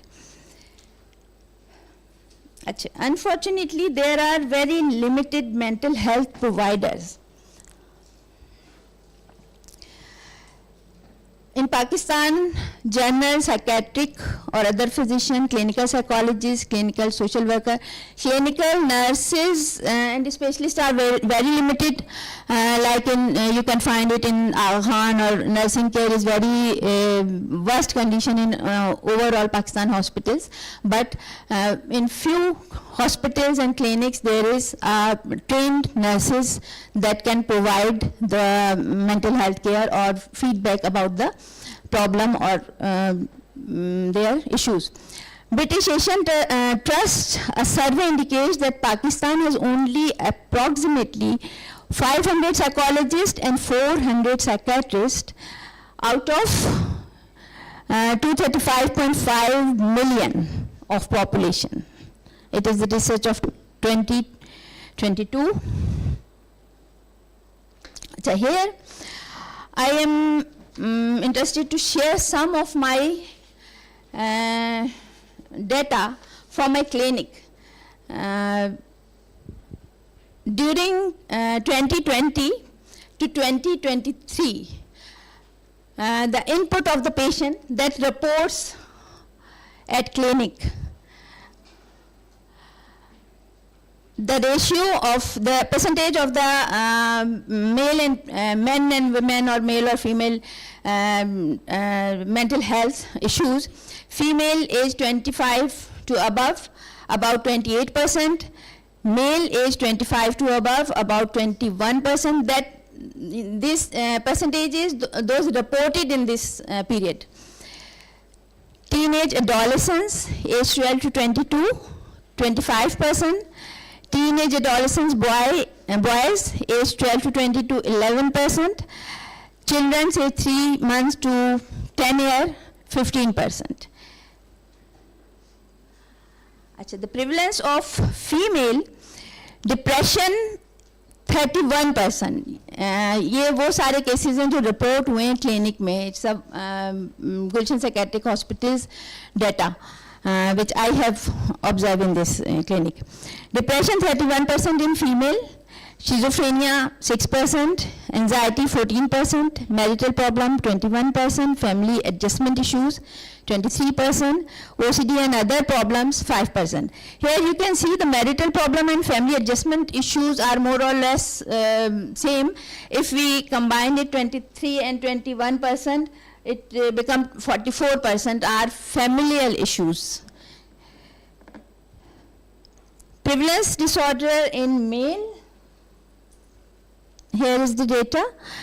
Male में schizophrenia, bipolar disorder is, I observed that there is more patient in bipolar disorder. Males, schizophrenia 4%, 20% bipolar disorder, 4% schizophrenia. In the male, depression is about 10%, anxiety 17%, marital problem 12%, OCD and others 9%, and avoidance to get psychological treatment. Male के साथ ये issue होता है कि they are avoiding.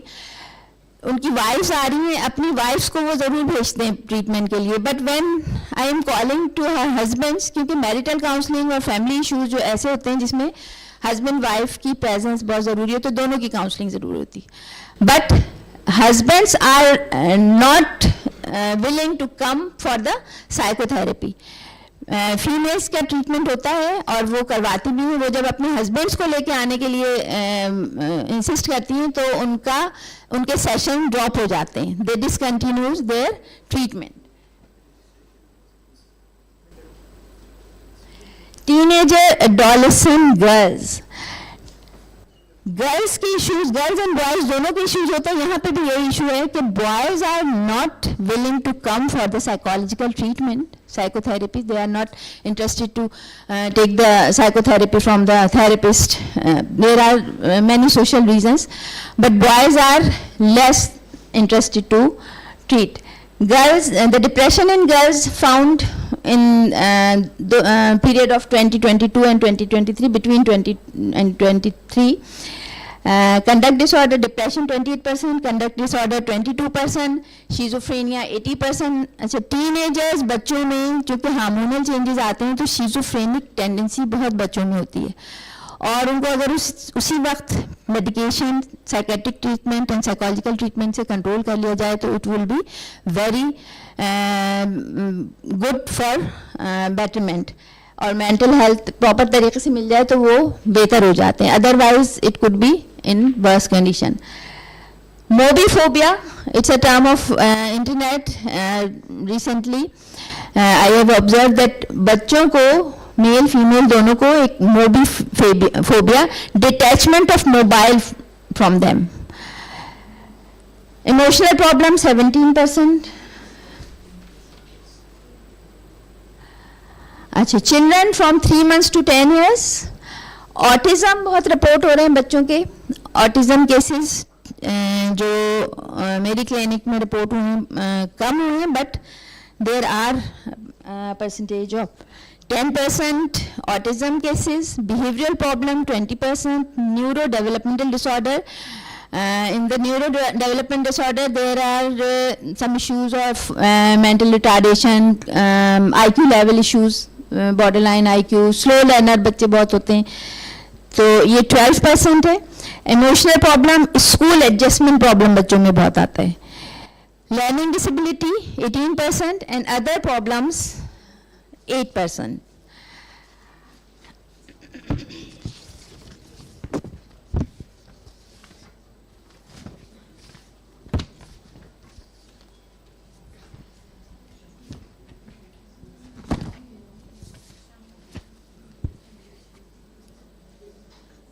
There is a very interesting book I would like to share with you.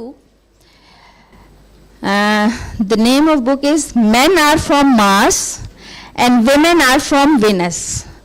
John Gray wrote this book, and you can find it on internet also, and very interesting book. You can follow this book. He describes some of the things which I would like to share with you. John Gray writes that men and women generally are unaware that they have different emotional needs. As a result, they do not instinctively know how to support each other. Men typically give in relationship what men wants, while women give what women want. Each mistakenly assume that the other has the same need and desire. As a result, they both end up dissatisfied and resentful. Both men and women feel they give and give but do not get back. They feel their love is unacknowledged and unappreciated. The truth is they are both given love but not in the desired manner. The primary love he described in men and women. Women need to receive care, understanding, respect, devotion, validation, reassurance, and man needs to receive trust, acceptance, appreciation, admiration, approval, encouragement. Here I would like to share a case of my client. One of the female came with me to me for her decision making of separation case from his husband. She separated from his husband since last 6 months, have 2 children, and she was very confused that could she take this decision or not, and very aggressive about her husband. There is some personality problem with his husband. When she got the counseling, और interesting बात ये है कि उसके husband ने ही appointment लिया था और उसको भेजा कि before taking the khula, she was getting the full khula, you have to meet with the any counselor. तो उसने appointment लिया, अपनी wife को भेजा, and he didn't came as usual, जैसे husband जो है वो आने में avoid करते हैं. तो I think 5 to 6 sessions, she take the 5 to 6 session, and finally when she go to the court, जिस दिन वो court जा रही थी अपने husband के साथ court जाती थी उसी की गाड़ी में बैठ के, और मुझे बता के फ़ोन करके गई कि मैडम आज मेरा डिसीजन है और मैं आज फाइनल कर दूंगी. अच्छा, उसको मैंने ये नहीं, ज़ाहिर है हमारी थेरेपी के कुछ रूल्स होते हैं, मैंने ये नहीं कहा था कि आप डिवोर्स खुला ले लें या नहीं लें, और उसको मेंटली तौर पे जो भी डिस्कशन हमारा हुआ था वो उसके जहन में था, and she refuse to get खुला एट द एंड. बिल्कुल जब डिसीजन होने लगा था तो उसने, क्योंकि बहुत सारी चीज़ें ऐसी होती हैं जब काउंसलिंग में डिस्कस होती हैं, तो she realise, and her husband also realise that something is wrong with his personality and he is doing something wrong. तो उसका ये केस जो है वो खुला के लिए डिसाइड नहीं हो सका, और ये वो लोग फिर दोबारा से उनका पैचअप हो गया. अच्छा, now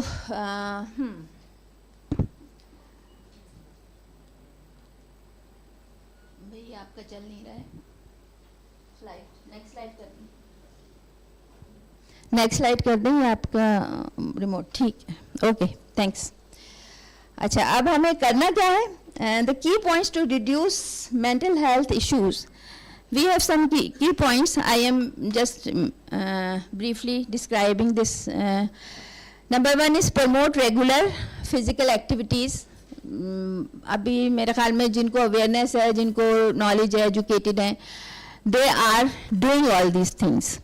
promote regular physical activities, engage open communication. Open communication is very important, and in counseling basically the mindset and जो mind change होता है, अगर आप खुद ही चीज़ों को सोचते रहेंगे और उसको मिसहैंडल करते रहेंगे या किसी नेबर से या किसी घर वाले से ऐसे डिस्कस करते हैं तो वो उन इश्यूज़ को प्रोफेशनली हैंडल नहीं करता है. When you are coming to a professional psychologist, they can handle and treat you properly, and you can able to make decisions or improve yourself.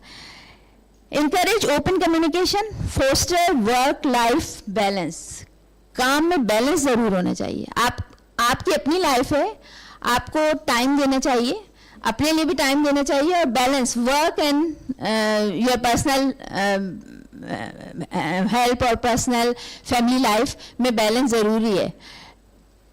Like global assessment functioning में हम देखते हैं family functioning, social functioning and occupational functioning. All these things need balance.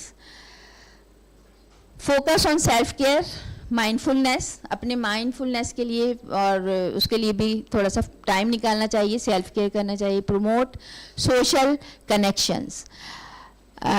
Today's life is very busy and most of us is engaged in mobile phones.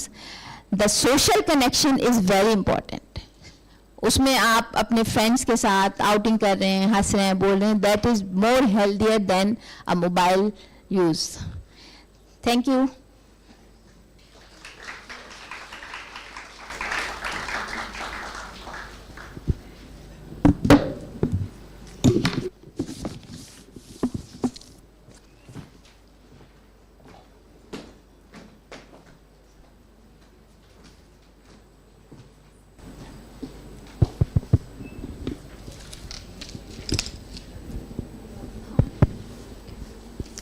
All right, so thank you, Dr. Uzma,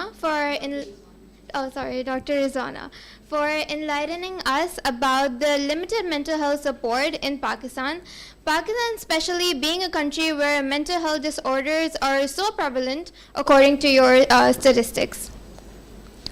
So one thing, I guess, which was new for all of us was that certain hormonal imbalances in the teenage years can actually lead to schizophrenia.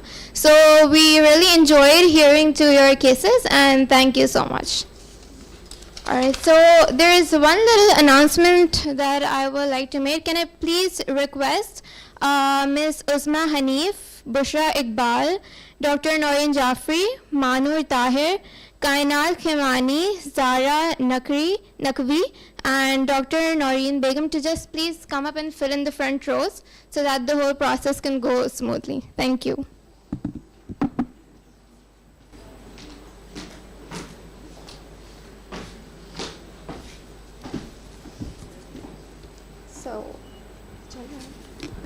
So we would be continuing with our research paper session, and for that I would like to invite our very remarkable and honorable session chair, Ms. Munazza Sheikh. Ms. Munazza is an associate professor and chairperson of the Department of Psychology in the University of Sindh, Jamshoro.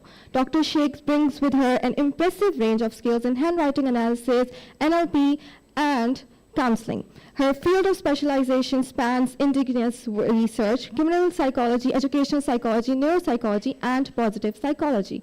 With over 25 publications in international research journals, include 3 articles in X-category journals and 2 book chapters, Dr. Sheikh has made a significant impact in the field of psychology. So for that, I would like to invite Dr. Sheikh on stage. Everyone, please warmly welcome her.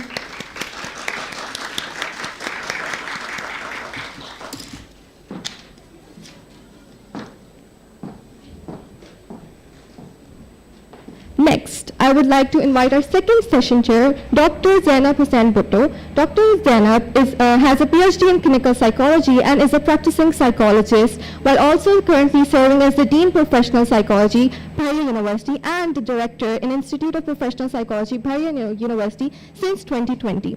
She has several national and international publications and conference presentations to her credit, and has served in various national and international conferences as the session chair. Furthermore, she has been part of numerous societies which have contributed to major advancements in the field of psychology. So everyone, please warmly welcome Dr. Zainab on stage.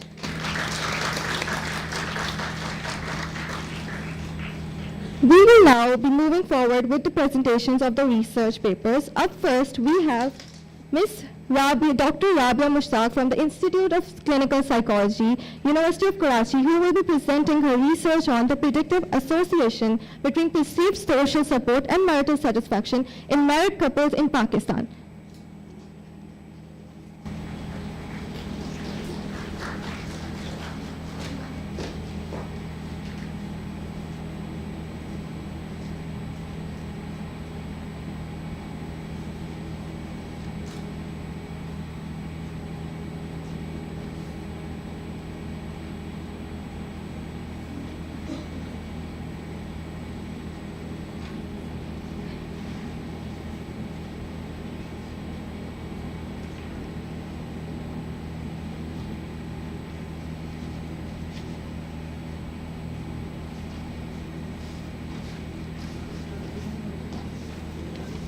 Dr. Rabia, can you hear us? जी अब मुझे आ रही है. Can you hear me? Yeah, we can. Please Should we start? Yeah, thank you.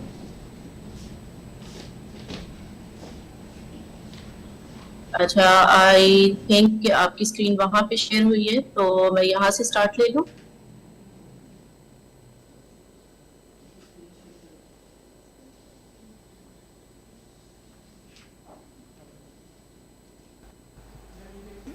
Ma'am, you can share your screen.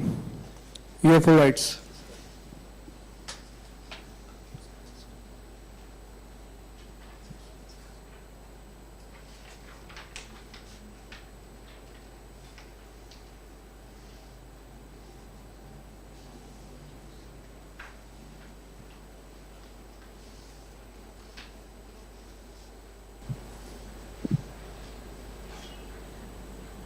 Is it possible if you can share from there? Ma'am, no, ma'am, it's not possible. You can share on your side. Okay, just a minute.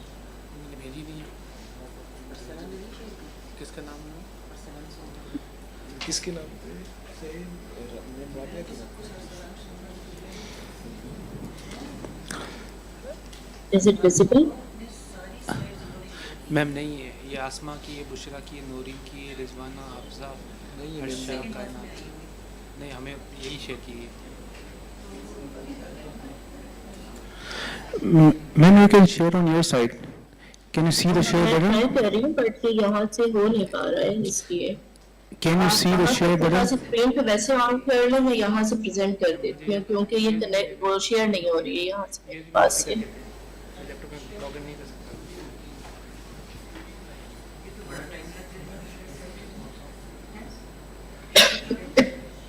कैसे share करूँ? आप use में दे दें मुझे, मैं कर दूँगा, क्योंकि अभी मैं सिस्टम लॉगिन तो नहीं कर सकता ना आईडी से.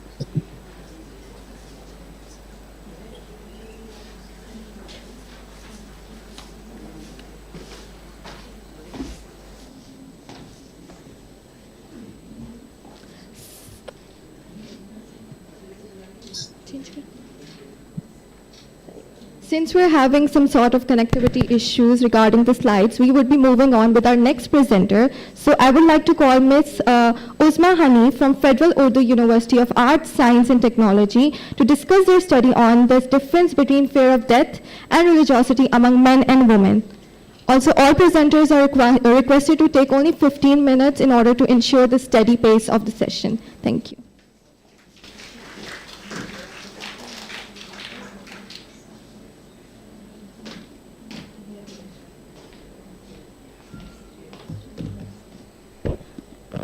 Assalamu alaikum. This is Uzma Hanif. The paper I'm going to present today is about difference between fear of death and religiosity among men and women. The study was conducted by Uzma Hanif and Dr. Shiba Farhan from Federal Urdu University of Arts, Science and Technology.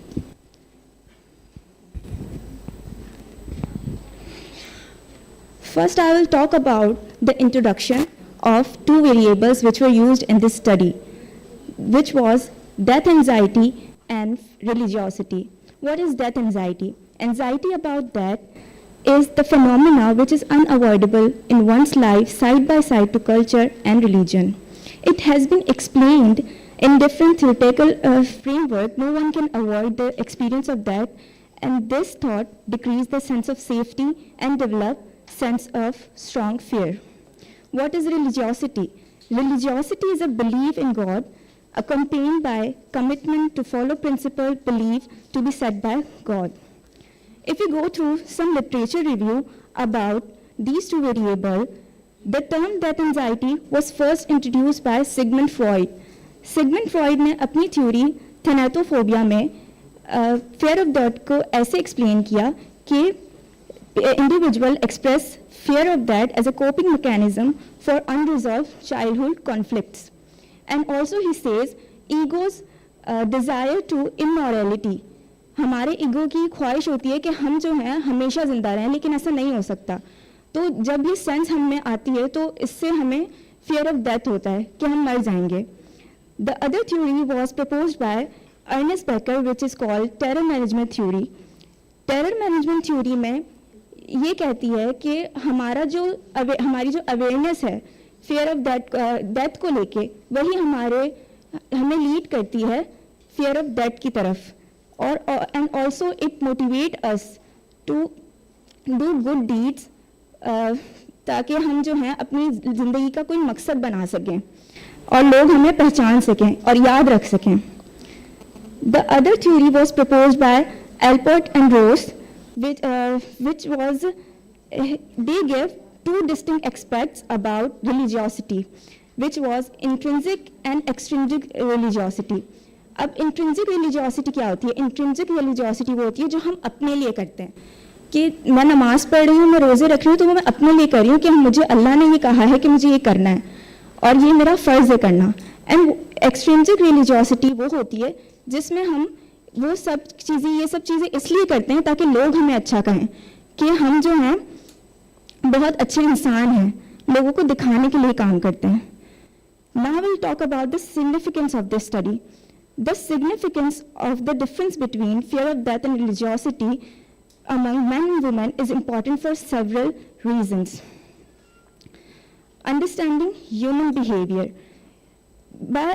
We can gain better understanding of how people behave and cope with life's challenges.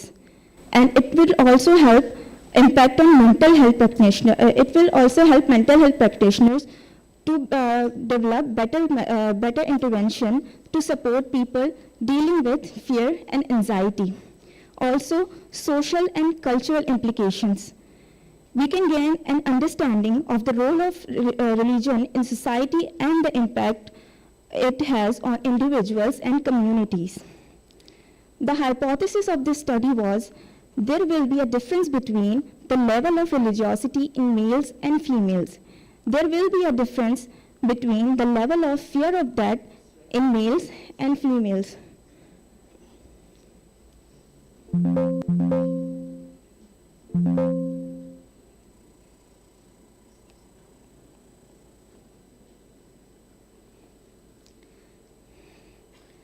The research method was quantitative, data type was primary data, and sampling method was simple random sampling.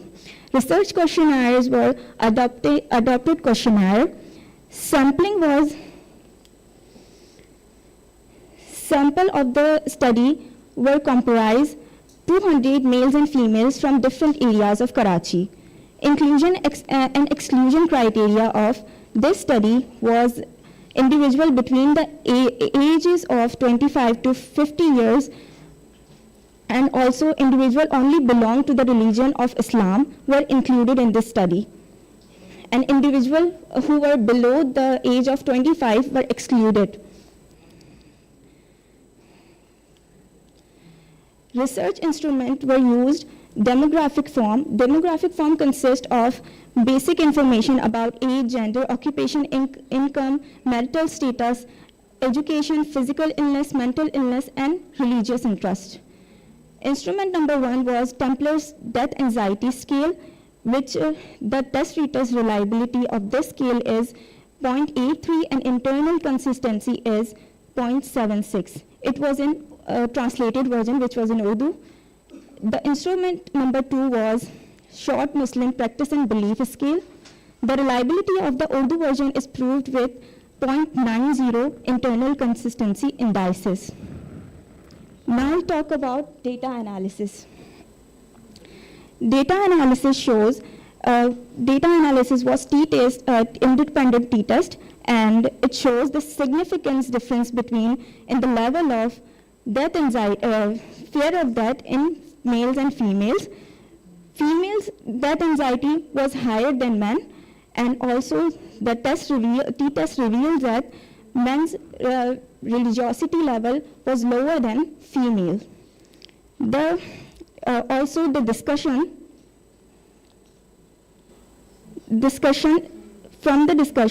there are many studies. There are a study which was conducted by Skullmaker in 1988 supports the result finding that men have less death anxiety than women. And also the other study which was conducted by Ellis et al. 2008 also support the current studies finding that women are more religious than men. Implications of this study. The study calls for a deeper understanding of the psychological and social factors that influence the relationship between religiosity and fear of death. This can help researchers identify the interventions that may be more effective in helping individuals cope with their fear of death. So the conclusion of this study reveals that women's fear of death is greater than men, and men's religiosity level is also lower than women. Thank you.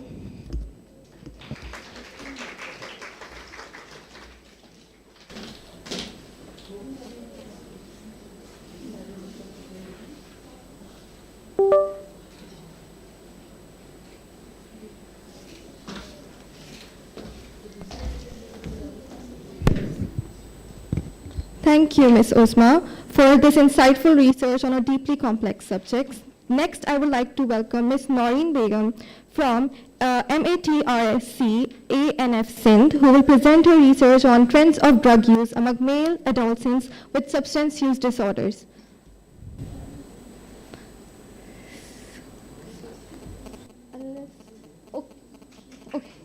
Ms. Noreen.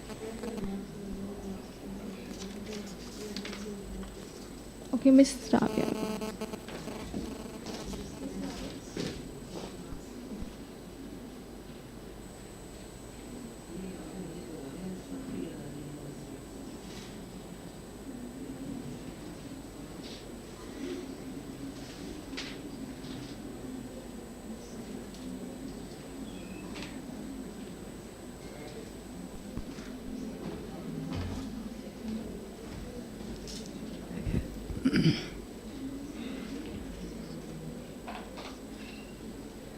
Okay.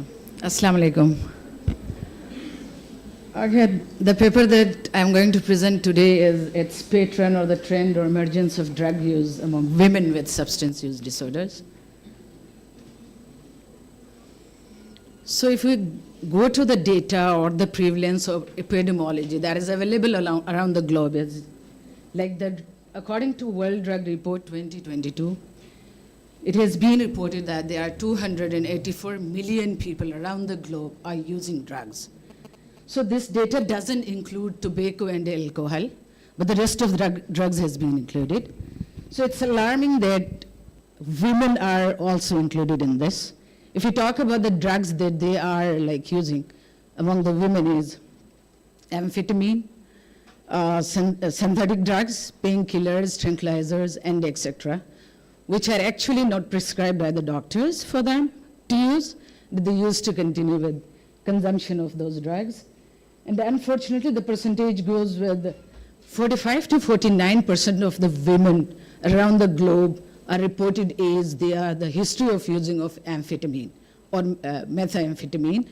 That includes ice, crystal, cocaine, and the rest of drugs. So unfortunately, there is physiological difference between women and the men. So when this woman starts with consuming any drug or using any drug, her physiology actually plays a role in changing the physiology or hormonal changes, as well as dependency of the women is more and more high as compared to the men.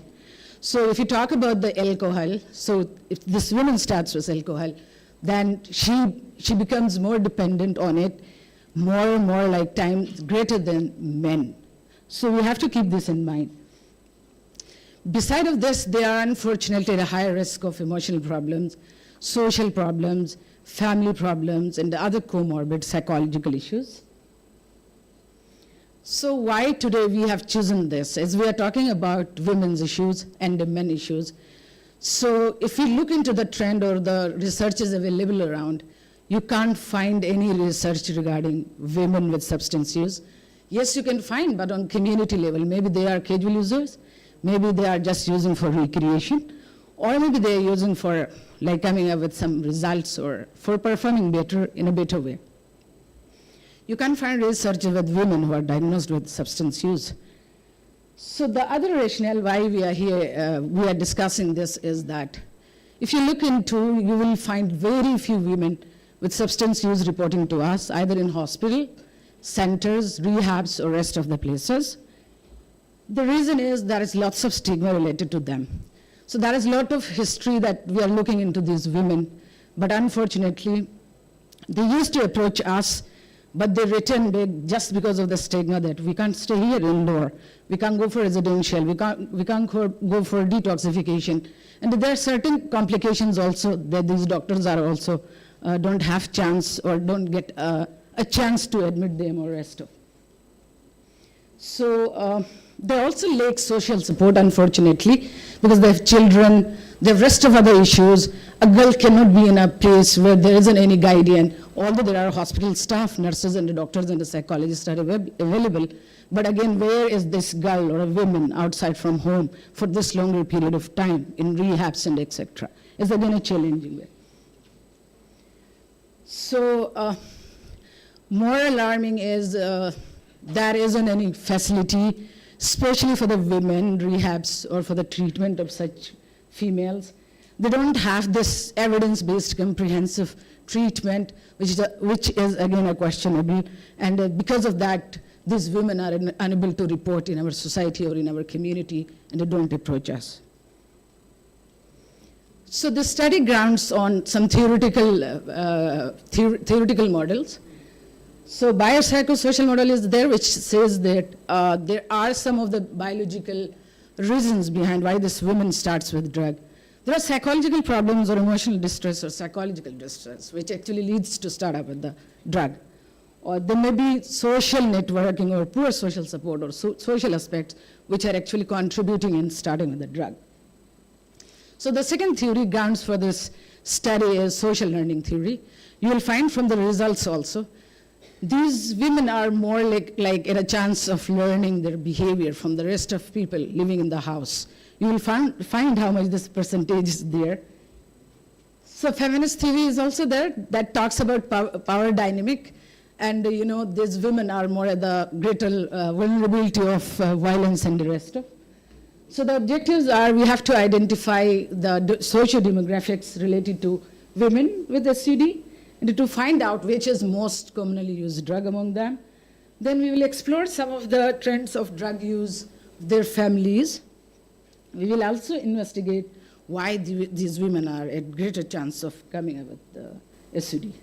So it's a retrospective study, and the data between April 2017 to August 2024 was taken from Anti-Narcotics Force Hospital, that is Model Addiction Treatment and a Rehab Center. We have analyzed 218 women's record, and we came to know the picture and the prevalence or the trend of the drug use. So these cases are only with SUD, no other psychiatric problem. So hard drugs, not soft drugs. So ethical consideration is we have taken permission from institutional research board, and definitely we went for informed consent, confidentiality, and the rest of. So these are some of the findings. You may find most of the women who approach to hospital are between 20 to 30 years. It means that is very alarming, right? So if you talk about their educational level, you may find approximately 39% of the women are uneducated. Then you may find 62% of women were married out of this 218 women. So most of them were housewives and unemployed. And the greater percentage that drug used by these women is synthetics. They are actually painkillers, known as Avil, Kings, Sosigon, Pentazone, and the rest of. They are injectables actually, they are painkillers. So the second is heroin, which is again a painkiller, opioid. And the third is ice and crystal, that is meth. If you count them, then you will find more than 35% of meth has been used by these women. So the administration route of these drugs is injecting mode. They used to inject these drugs because they are using synthetics. So most of them, 75% of them were using this drug for 1 to 5 times a day. And most of the cases, around 68% of the women reported that they were using this drug from last 1 to 5 years. Similarly, if you talk about the reason, you may find the reason that this is the influence of their family and their friends, that 37% of the women started their drugs because of this influence from their family and their friends, and around 17% of the women were using drugs because of marital issues, and again, 16% of women were using drugs because of pain. So if you talk about family history of drug use, you may find around 31% of the women's husbands were using the drug. That means these women are actually influenced by their partners, and maybe they are actually taken this drug from the influence of their partner. So some of the implications, definitely, we don't have, this is my last, okay. We don't have these facilities. This is the talk for, or there should be a forum for, there should be such kind of facilities which actually helps these women to come up with some evidence-based comprehensive treatment based on international WHO guidelines, which is very sensitive with regarding to their gender and the rest of things. So the other thing is we should go for harm reduction strategies. That means that most of these women are using these drugs where injecting, like they are ID user, injecting drug user. Therefore, it's a need for going with harm reduction techniques or strategies. Then you can see 20 to 30 years of the women are more like using drugs. So it's again alarming. This is the age where they go with their studies, with their career, maybe starting with their families and the rest of. So we have to go with some interventions, such as outreach and some treatment efforts. So similarly, we have to go with some addressing some social issues, because we find most of the females get influenced by their families and their friends. So that is the major reason. Pain can be the reason, or the marital issues can be the reason, or are the reason. So we should address all of these while they are under treatment, or for the preventive measure, we should consider such kind of issues while preventing this drug use or issues. So lastly, we should go for resolution of marital issues. We should work on their mental health. We should have trained staff professionals that are belonging to substance use treatment professionals. Especially WISE is a curriculum, but it is specific to women. There are 6 curriculums. Our people should be trained in that. So the needs should be tailored in a proper way. And that is, again, the major thing is these policymakers should come forth, and the policy should be made for these women. They should have easy access. We should reduce the stigma. We should have lots of facilities that these women can access to us. We must come up with some holistic treatment opportunities that their children or their economy or their family issues can be handled by the institutions in terms of supporting them and the rest of. And at the end, social support is very important from your side, from our side, from policymakers, from researchers, from treatment providers, from everyone, so this support can help them to reach us and help them on timely. Thank you very much.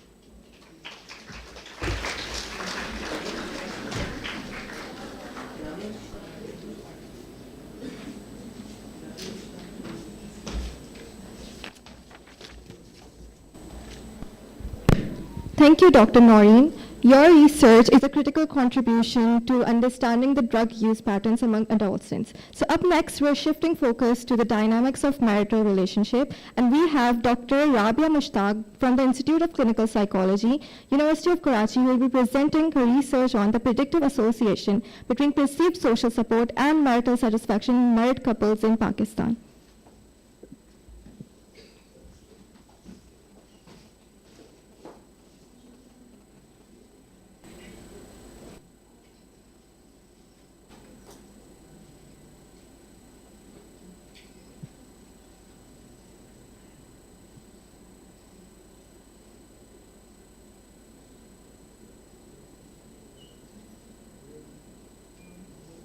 Assalamu alaikum.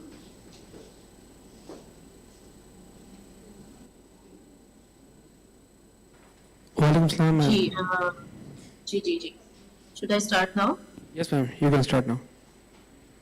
Okay. So the topic of my presentation is predictive association between perceived social support and marital satisfaction in married couples with infertility in Pakistan. There is a little correction in title. This is related to those couples who are facing infertility issues.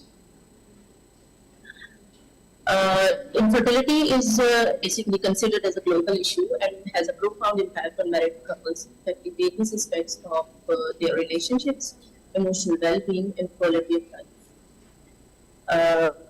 WHO defines infertility as the failure to conceive after a year or 12 months or more of unprotected sexual activities or intercourse between the partners. WHO estimates that 10 to 15% of couples globally experience infertility, with rates varying across regions, among which developing countries face a higher incidence of infertility due to limited knowledge about its causes and available treatments. In Pakistan, for instance, the prevalence of infertility stands at 22%, with primary infertility affecting 4% of those affected. Due to infertility, both partners may grapple with the feelings of sadness, grief, anger, frustration, guilt, and even shame.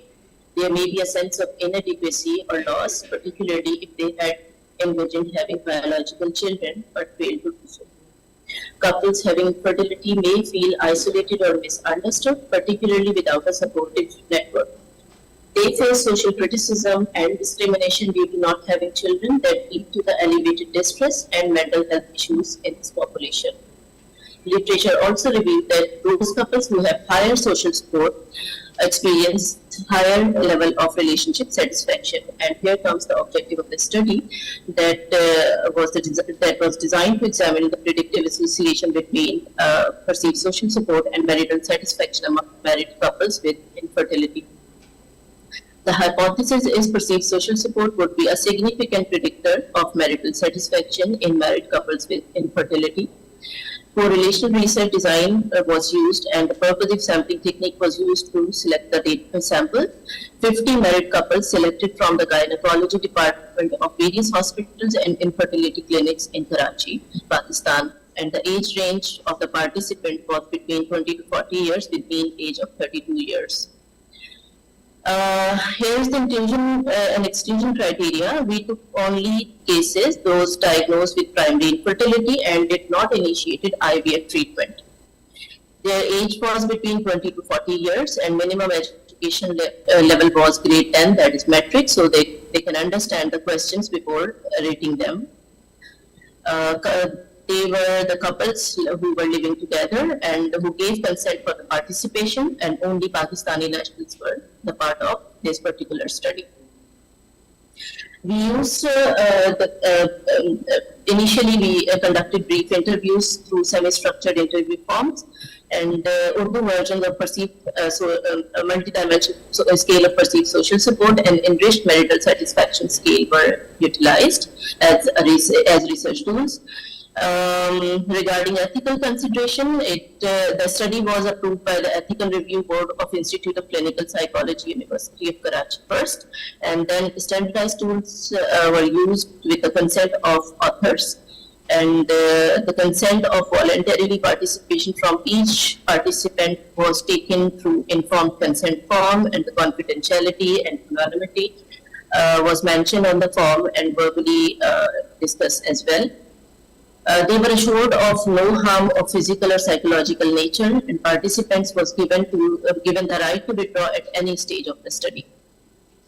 Most importantly, individual counseling was provided for those who were in distress during filling the form or due to their issues of infertility.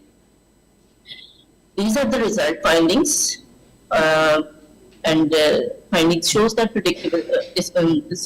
findings reveals the significant predictive association between perceived social support and marital satisfaction, which significantly impacts individuals coping with fertility difficulties. If we talk about the implications, Dr. Noreen has already discussed important points, although it was related to substance use, but we also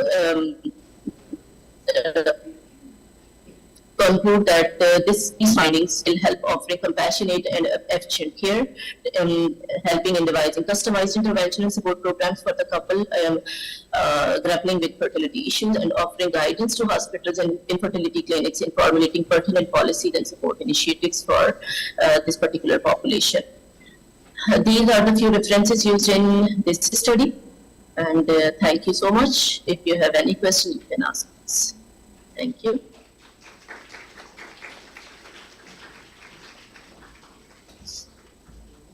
Thank you, Dr. Rabia. Your research offers important insights into the dynamics of marital satisfaction, and we truly appreciate your efforts.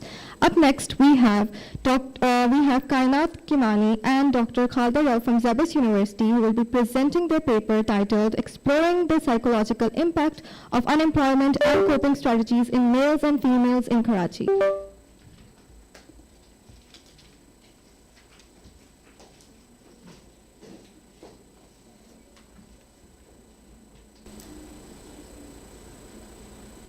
Assalamu alaikum everyone. My name is Kainat and I've done my master's in social sciences from the ZABIST University, and now I'm going to present a topic. Wait guys, wait. So, okay. We have to wait 2 minutes.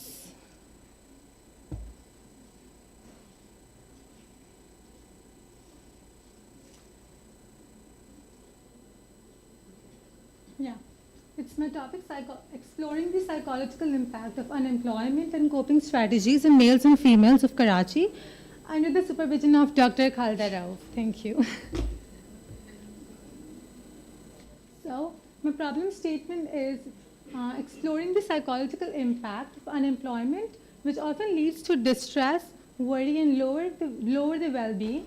This study investigates how these feelings differ between men and females. Ye wala? Okay, thank you. Sorry. The study investigates how these feelings differ between men and women.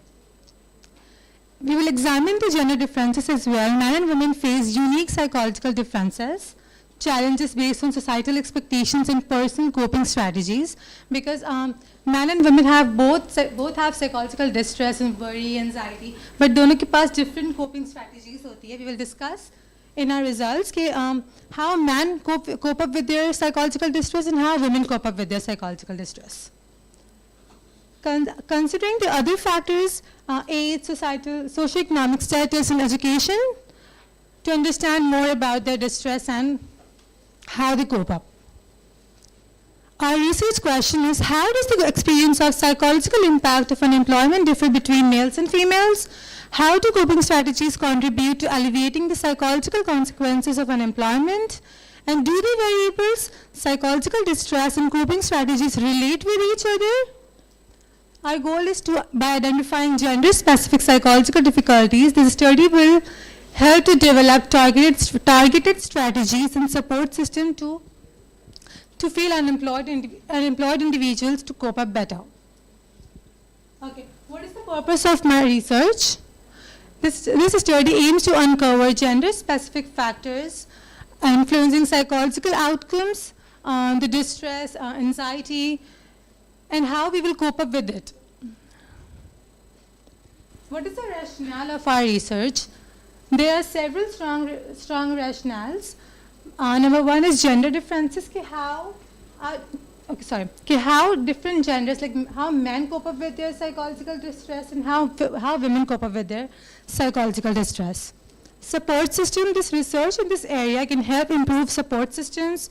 For example, including mental health awarenesses, we can conduct sessions, how career counseling, through career counseling people also cope up with their strategies. Organization policies, understanding into how unemployment influences gender-specific psychological health can influence workplace policies. Workers can use this data to develop programs that help employees comfort their job loss. I have three hypotheses. There is a significant difference between effectiveness of coping strategies in genders. There is a significant difference in psychological distress of both the genders, males and females. And there is an inverse relationship between coping strategies and psychological distress between males and females. So I have two variables, psychological distress and coping strategies. Research methodology. Okay, so this study takes a quantitative research approach because I need my data in a numerical form. Research design, it is comparative research design. It is a comparative research design, and the purpose of sampling technique is used. My sample size is 176 participants because I use G-Power software through how much data I needed for my results, and 88 were males and 88 were females. Inclusive and exclusive criteria. Participants must be currently unemployed or have experienced unemployed within the past 6 months. Their age range should be from 18 to 45 because 45 के बाद retirement वाला time आ जाता है, and 18 under 18 we can't do jobs, right? Those who are willing to provide informed consents. Exclusive criteria, lack of informed consents. Participants who are willing to participate must have informed consents, prior participations. Their age less than 80 and more than 45 must be excluded. Those who are engaged in other types of jobs like freelancing or other, it would not include. Majors, I have two variables, so I have two majors. Coping scales use किया था हमने for the coping strategies, and Kessler psychological distress scale for psychological distress. Okay. Data analysis. Okay. Ethical considerations, informed consents. Informed consent use किया था, confidentiality, anonymity of data, right to withdraw. So these are my results. So I have 4 variables. Gender, हमने males and females को देखना था. Married single or married people, length of employment, more than 6 months or less than 6 months. Age, हमारा age criteria था 18 to 25, 26 to 33, and 34 to 45. So these are the frequencies. Descriptive alpha coefficient of all the variables, KPD's Kessler psychological distress. कि हमारे पास 10 number item 10 थे and coping strategies के 13 थे. So this is the median, standard deviation, alpha range, skewness and kurtosis. ये हमारे पास SPSS के through हमारा data आया है. We have seen correlation among variables. So it is negative correlation among coping strategies in Kessler psychological distress scale. Independent sample t-test हमने use किया था because I have to see the gender differences. हमारा एक variable gender भी था. Okay, so we have less time. Independent sample t-test हमें employment हमारा एक और variable था कि less than 6 months था, more than 6 months था. हमने वो इसमें देखा था. There is no such relationship आया था because you can see कि हमारा mean हमारे दोनों variables में like इतना similar है, इतना कोई difference नहीं है. One way ANOVA हमने देखा था because of हमारा age and based on education, कि matric, intermediate, doctoral. So conclusion हमारा ये था, हमारा conclusion ये आया था, women experience higher psychological distress and use more emotion focused coping strategies, and men tend to prefer more problem focused coping strategies. Shorter unemployment is linked to higher distress but fewer coping strategies, and the longer unemployment encourage more adaptive coping behaviors. Individuals show resilience through skill building, pursuing opportunities, and adaptive coping. We have limitations. The study may not apply widely because हम numerical form में हमारा data था. अगर हमारा qualitative में होता तो we have more diverse हमारा कुछ results आते हैं. It doesn't fully capture how different people respond to stress and job loss, and cultural effects भी हमारे यहाँ पे missing थे. Long-term data. We can also use striking changes in coping over time. Implications are stakeholder including lawmakers, mental health professionals, and community organizations must design and implement tailored support for the unemployed people, recognize the different coping styles for men and women. Men often seek solutions independently. ये हमारी research में था. Women tend to rely more on social networks and emotional support. Understanding these gender differences can improve the design of support programs, making them more effective. Yeah, that's all. Thank you.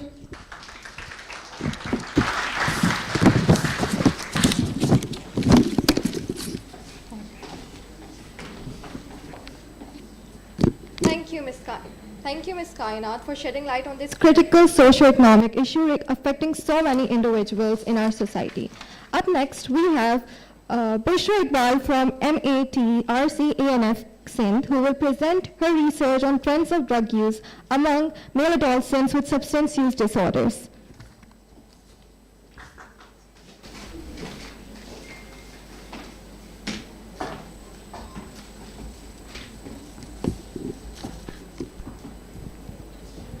Assalamu alaikum everyone. This is me Bushra Iqbal, a graduate in psychology from Federal Urdu University, and I am currently working with Anti-Narcotic Force as an assistant psychologist.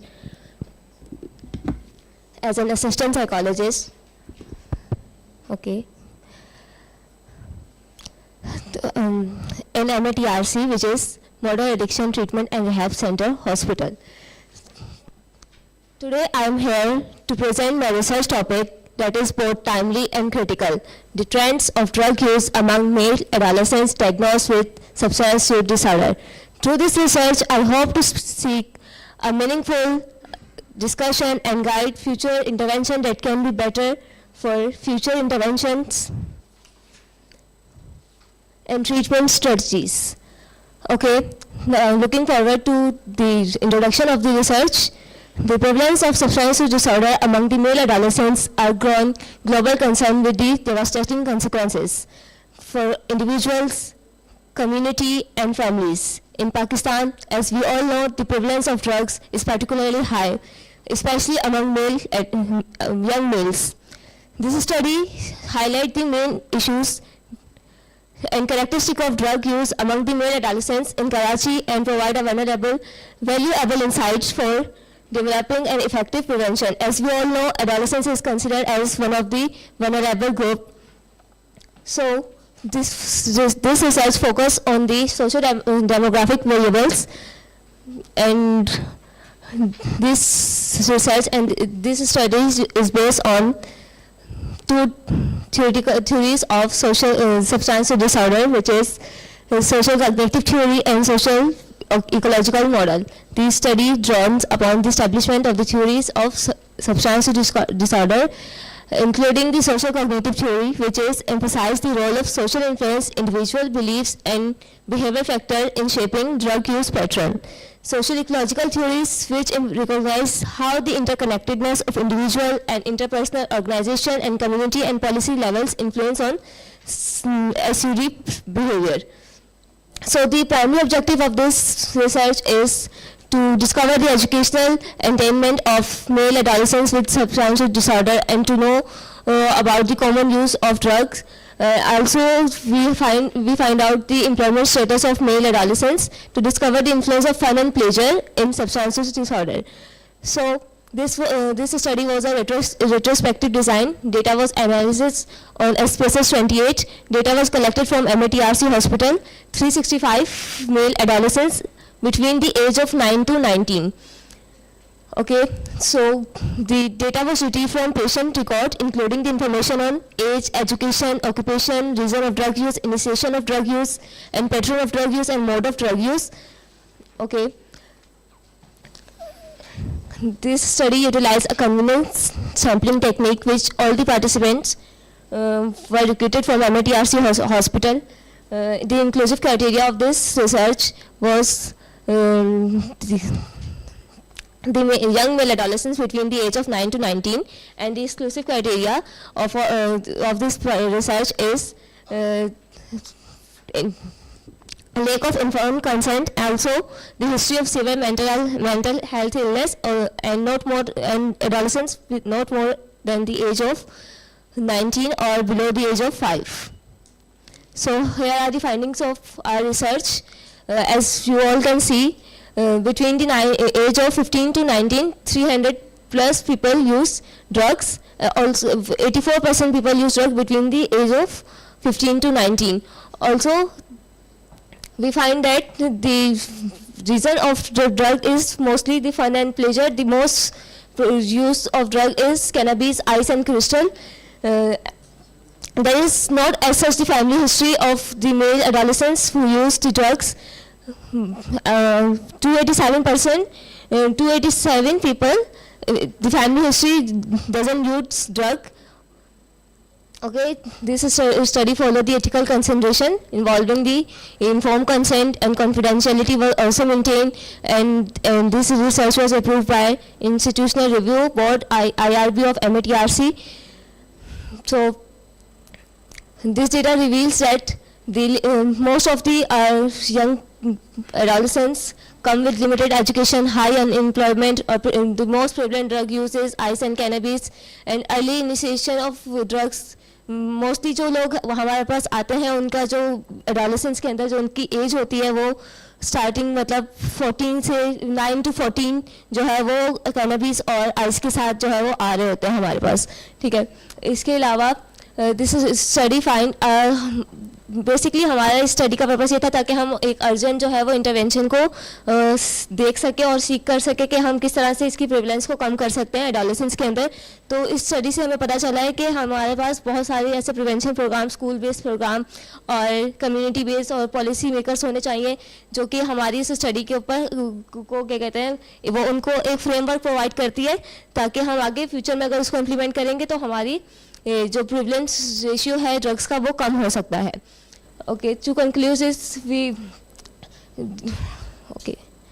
implication of this study, we need to urgent need for targeted intervention and support service to address the alarming trends of drug use among the male adolescents with SUD in Karachi, and the study extends to various stakeholders including policymakers, healthcare professionals and educators and community organizations.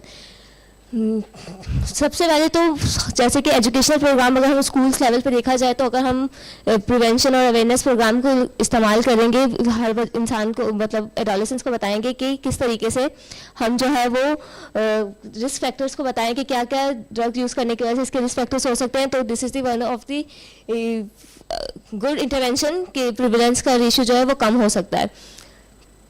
That's all from my side. Thank you so much.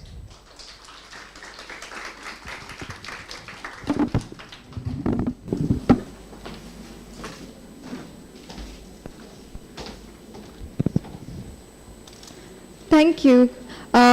Your work sheds light on the pressing issue affecting the youth in our society. Up next, we have Ms. Noreen Jaffrey from Bahia University, who will be sharing her study, The Impact of Emotional Regulation on Work Stress in Males of Pakistani Society, Moderating Role of Coping Strategies.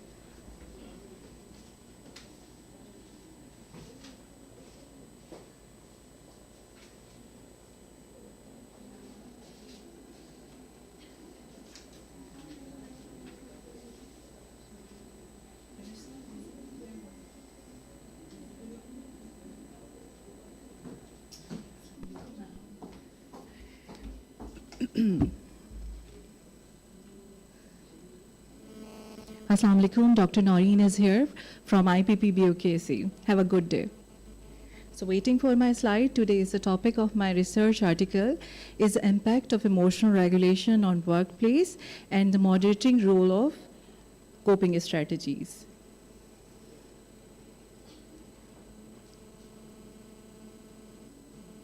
We all know that mental health is an essential part for well-being, but still it seems like a stigma because especially for men. Traditionally, we do perceive that the men are more emotionally composed and more emotionally strong without considering the increasing factors of stress.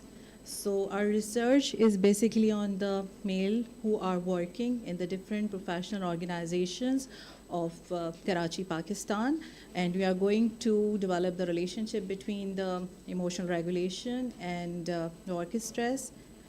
And simultaneously, we try to find the moderating role of coping strategies among the population. Just wait for 2 minutes.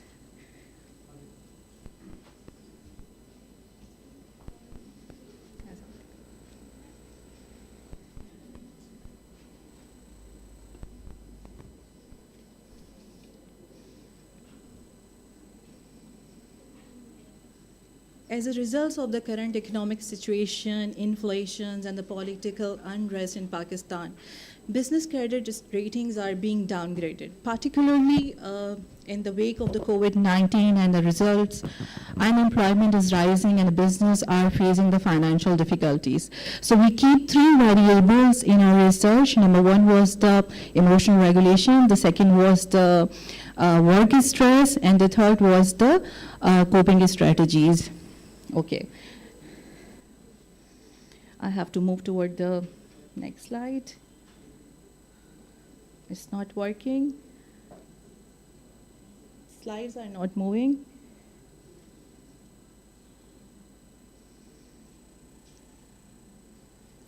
Okay. So we have 3 variables here: emotional regulation, the process through which the people control the emotions they feel; coping strategies, define the coping is action regulation under the stress and how people mobilize; work stress is a psychological response toward the perceived expectations and the pressures at workplace. The rationale of this study that researches on emotional regulation and coping work stress have been done, several you can find, but you can find individually or either with 2 variables. This was the research where we try to collect 3 variables together. Theoretical framework, so we use emotional regulation process model. We use the Lazarus work stress model and Lazarus coping strategy theory to develop the link between the 3 variables. And we keep some component of emotional regulation, which were the cognitive reappraisals and expressive suppression. We also keep some other components of the coping strategies, which were the emotion-focused coping, problem-focused coping, and avoidant coping. In the light of literature review, we postulated few hypotheses that there will be a significant relationship in emotional regulation and work stress. And the second hypothesis that coping strategies will play a significant moderating role in the relationship of emotional regulation and work stress. So as far as the method is concerned, so it was a quantitative correlational research designs, and we used the scientific calculator to fix the sample size to increase the effect of our research. And the participants were 299 from the different professional organizations, and their ages were ranges from 25 to 55. We keep some inclusion-exclusion criteria to control the variables. Males' ages we control, which was between 25 to 50. We keep the education level because we need minimum intermediate qualification to comprehend the statements of our questions. We also try to keep that working people should be at the same place for the 2 years because to control the job switching pattern. So material which we use, first of all, we use informed consent form from the participants and the demographic, and the 3 other measures which we use were the emotional regulation questionnaire, brief cope, and the workplace stress scales. So let's have a look on results. Table 1 is basically showing the Cronbach alpha of all SZABIST scales, which are all in acceptable range, and further the skews and kurtosis are also showing that our data is adequate and normally distributed. So table 2 was showing that there was a negative correlation between the expressive suppression and age, and there was a positive correlation between the problem focus, coping, and age. Table 3 was also showing that there are the almost significant, relationship among the variables and sub-variables. Few variables on which you can see a single stars are significant at p-value of 0.05, and few values which you can see with the 2 stars are significant at 0.01 level. So table 4A and 4B both are showing the predictors, because the cognitive reappraisal and expressive suppression as a significant predictor of avoidant coping, and table 4B is also showing that emotion focused coping and avoidant coping and expressive suppressions are the significant predictor of work stress. We also try to find the moderating role. Table 5A and 5B is giving us the moderation of the different variable, and the significant finding is the cognitive reappraisal, which is a part of the emotional regulation. Problem focus strategy, which is a part of the coping strategy, work together to moderate in the relationship between the emotional regulation and work stress. As far as the implication are concerned, so it might be helpful for the organizations, for the psychologists who are dealing with the work stress, or especially it may help toward employees that it's very important to develop the coping strategies to cope with the work stress, and it also gives us a direction that how much stress management workshops are essential for our employees, especially in male, because even the male percentage is higher in the stress level. Thank you so much.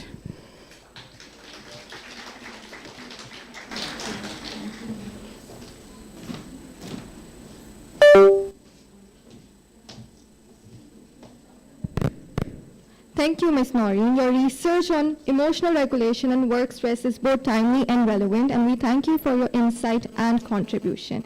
Up next, we have Harsha Rathore from ZABIST University, who will be discussing her paper, The Impact of Media Portrayals on the Stigmatization of Individuals with PMDD and PSM.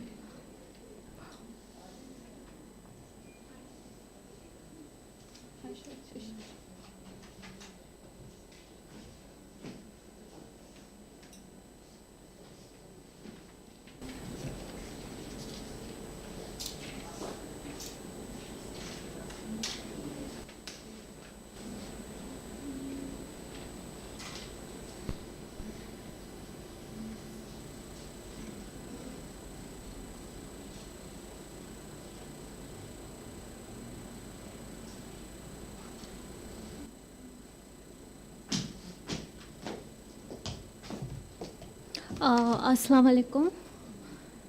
My name is Harsha Rathore, and this was my thesis research paper, The Impact of Media Portrayals on the Stigmatization of Individuals with Premenstrual Dysphoric and Premenstrual Syndrome. Okay. Oh, yes. Can you guys hear me now? Yeah, okay.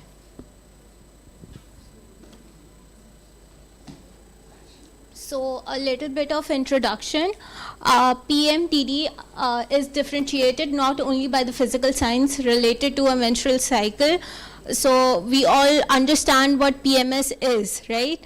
We all, like most of us are women sitting here, so I think we all understand what PMS is.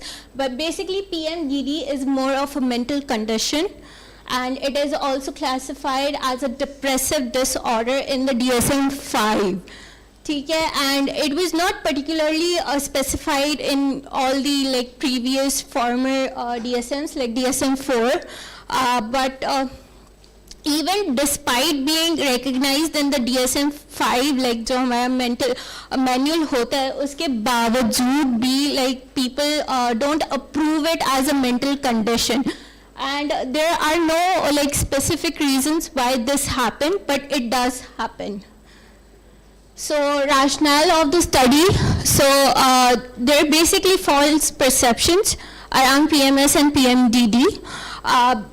These perceptions about the illness which can have a detrimental effect on those who suffer from PMDD and PMS and people who facilitate them. So basically our study focused on the advertisement. Like एक sanitary napkin की जो advertisement होती है उसमें किस तरह से एक औरत के सिम्टम्स दिखाए जाते हैं. So we were studying on that. Our problem statement was that the media portrayal often lacks awareness. So nobody is showing any symptom कि irritation हो रही है, irritability हो रही है, but they just show a woman who wears this certain brand and then she's just jumping around. And we don't want that. We want them to see, we want them to show the actual, even like we understand that our blood nahi dikha sakte because a lot of people get triggered by it, but at least show some symptoms. They don't show cramps, they don't show any sort of, irritability, frustration, but just a woman is just, wearing a certain brand and then that's the whole reason that this mental condition is often misinterpreted. And that a lot of women feel like this burden or pressure कि हमें भी the women that they show in ads हमें उनकी तरह act करना है. So our inclusion criteria was ensuring that all participants were willing. We took informed consent. We told all our participants that what the study is about. And we took like physical consent as well with signatures and all, and we did not limit our study like in a age bracket. Like we tried to include all, even 14-year-olds were included, 25-year-old were included. So yeah. So research methodology, it was basically a qualitative research which focused on examining the subjective perceptions and experiences and feelings of individuals in relation to PMS and PMDD and how it has been portrayed. So we took like subjective and we took like subjective perception, how they perceive a particular advertisement. If we show an ad, we showed an ad to a participant, how did they perceive? And that was about it, like what were, and the second thing was the analysis. Like we identified there were some trends and patterns going on in these ads. So the sample population comprised of 12 individuals from various demographic groups who engage in advertisement, which pertains to lifestyle, wellness, or health, or in general who watch TV or YouTube. So sampling design had two levels. There was purposeful sampling, which was that like we intentionally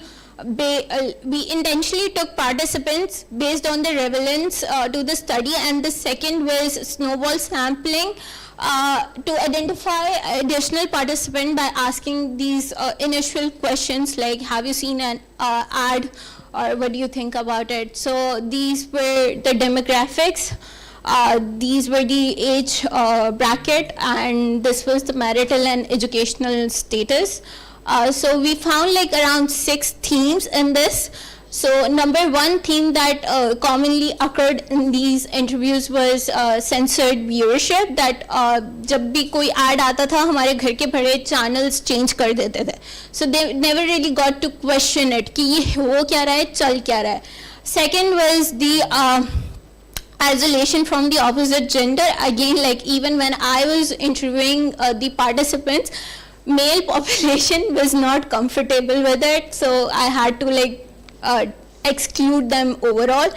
Second was lack of authenticity. Again, a lot of participants were complaining that कोई भी symptom like frustration दिखा दे, cramps दिखा दे, कुछ भी दिखा दे, cravings तक दिखा दे, but there was like जो भी ad जो चलता है उसमें they did not show any sort of authenticity. Second was personal narratives, and hushed conversation, like people were never allowed to talk about it for some reason. And अगर कोई छोटा भी आके सवाल करता था तो उसे चुप कर देते थे कि don't ask these questions, or your brother is sitting or your father is sitting, change the channel. Very interesting theme that I found was the doctor-patient dynamic, and we need to understand that period-related काफ़ी सारी ऐसे आते हैं हमारे पास मसले मसाइल. So there's PCOS, PCODs. So what I found interesting in this theme was that a lot of people complain that अगर हम एक private hospital में जाते हैं, we are taken care of, हमारा डॉक्टर बात सुनता भी है, but यही complaints लेकर अगर हम एक government hospital में जाते हैं, हमें disregard कर दिया जाता है. And lastly, it was hope for change. So they're like कि we still look forward कि हमें मीडिया में वो representation मिले जो हम चाहते हैं. So that was all about the research findings. The implications were the culture of secrecy. Like a lot of women were reluctant to speak their experiences, and like I said, a lot of, like, I really wanted to include the male audience as well, but again they were really uncomfortable with the topic itself. So moving forward to recommendations, so our media advertisements should strive to portray menstruation more honestly. Agar, like, we all understand that blood can be triggering, but please show some experience, some symptoms, rather than just idealizing a diluted version of menstruation. So that was all. Thank you so much.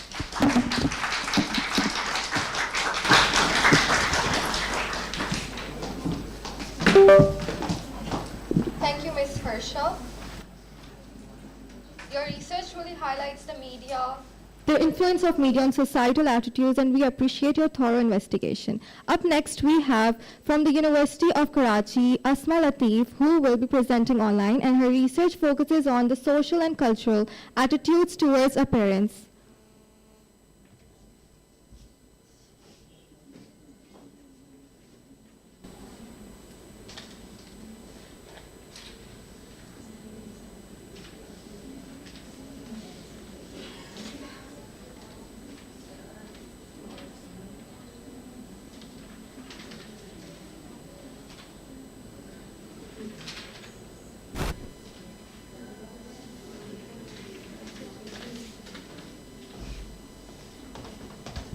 While we're trying to connect with Ms. Asma, I would like to call Ms. Sania Zara Naqvi from Bahri University to present her research on knowledge, attitudes, and beliefs towards peripartum and postpartum depression amongst nurses in Karachi.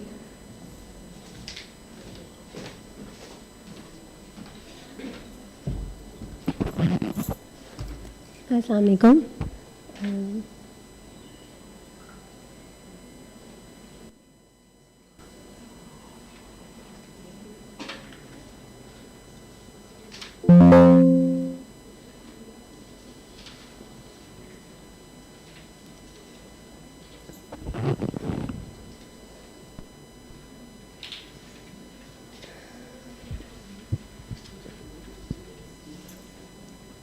Assalamu alaikum. So on behalf of Bahia University, my study is on knowledge, attitudes, and the beliefs of nurses towards perinatal and postpartum depression.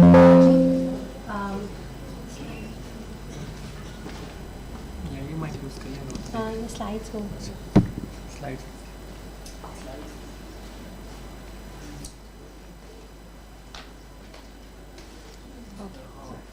Okay. So first of all, I'm going to briefly go over everything because the results of the study are actually what are very important and really matter. So first of all, the objective of the study was to evaluate the knowledge, attitudes, and beliefs of nurses regarding perinatal and postpartum depression. All the nurses were actually nurses who had worked or who were working presently in the gynecology wards of public and private hospitals of Karachi. Now, in total, we studied 30 nurses and their participation, and based on that data, we were able to take out our results. The results and the study itself is a qualitative study. using a phenomenological, it's a cross-sectional phenomenological exploratory study, and from that we were able to glean our results. More on that later, but let's first talk about why we chose to do this study. We chose to study mental health because mental health is the primary cause of illness in the world at the moment, and maternal mental health is one of the biggest causes of it.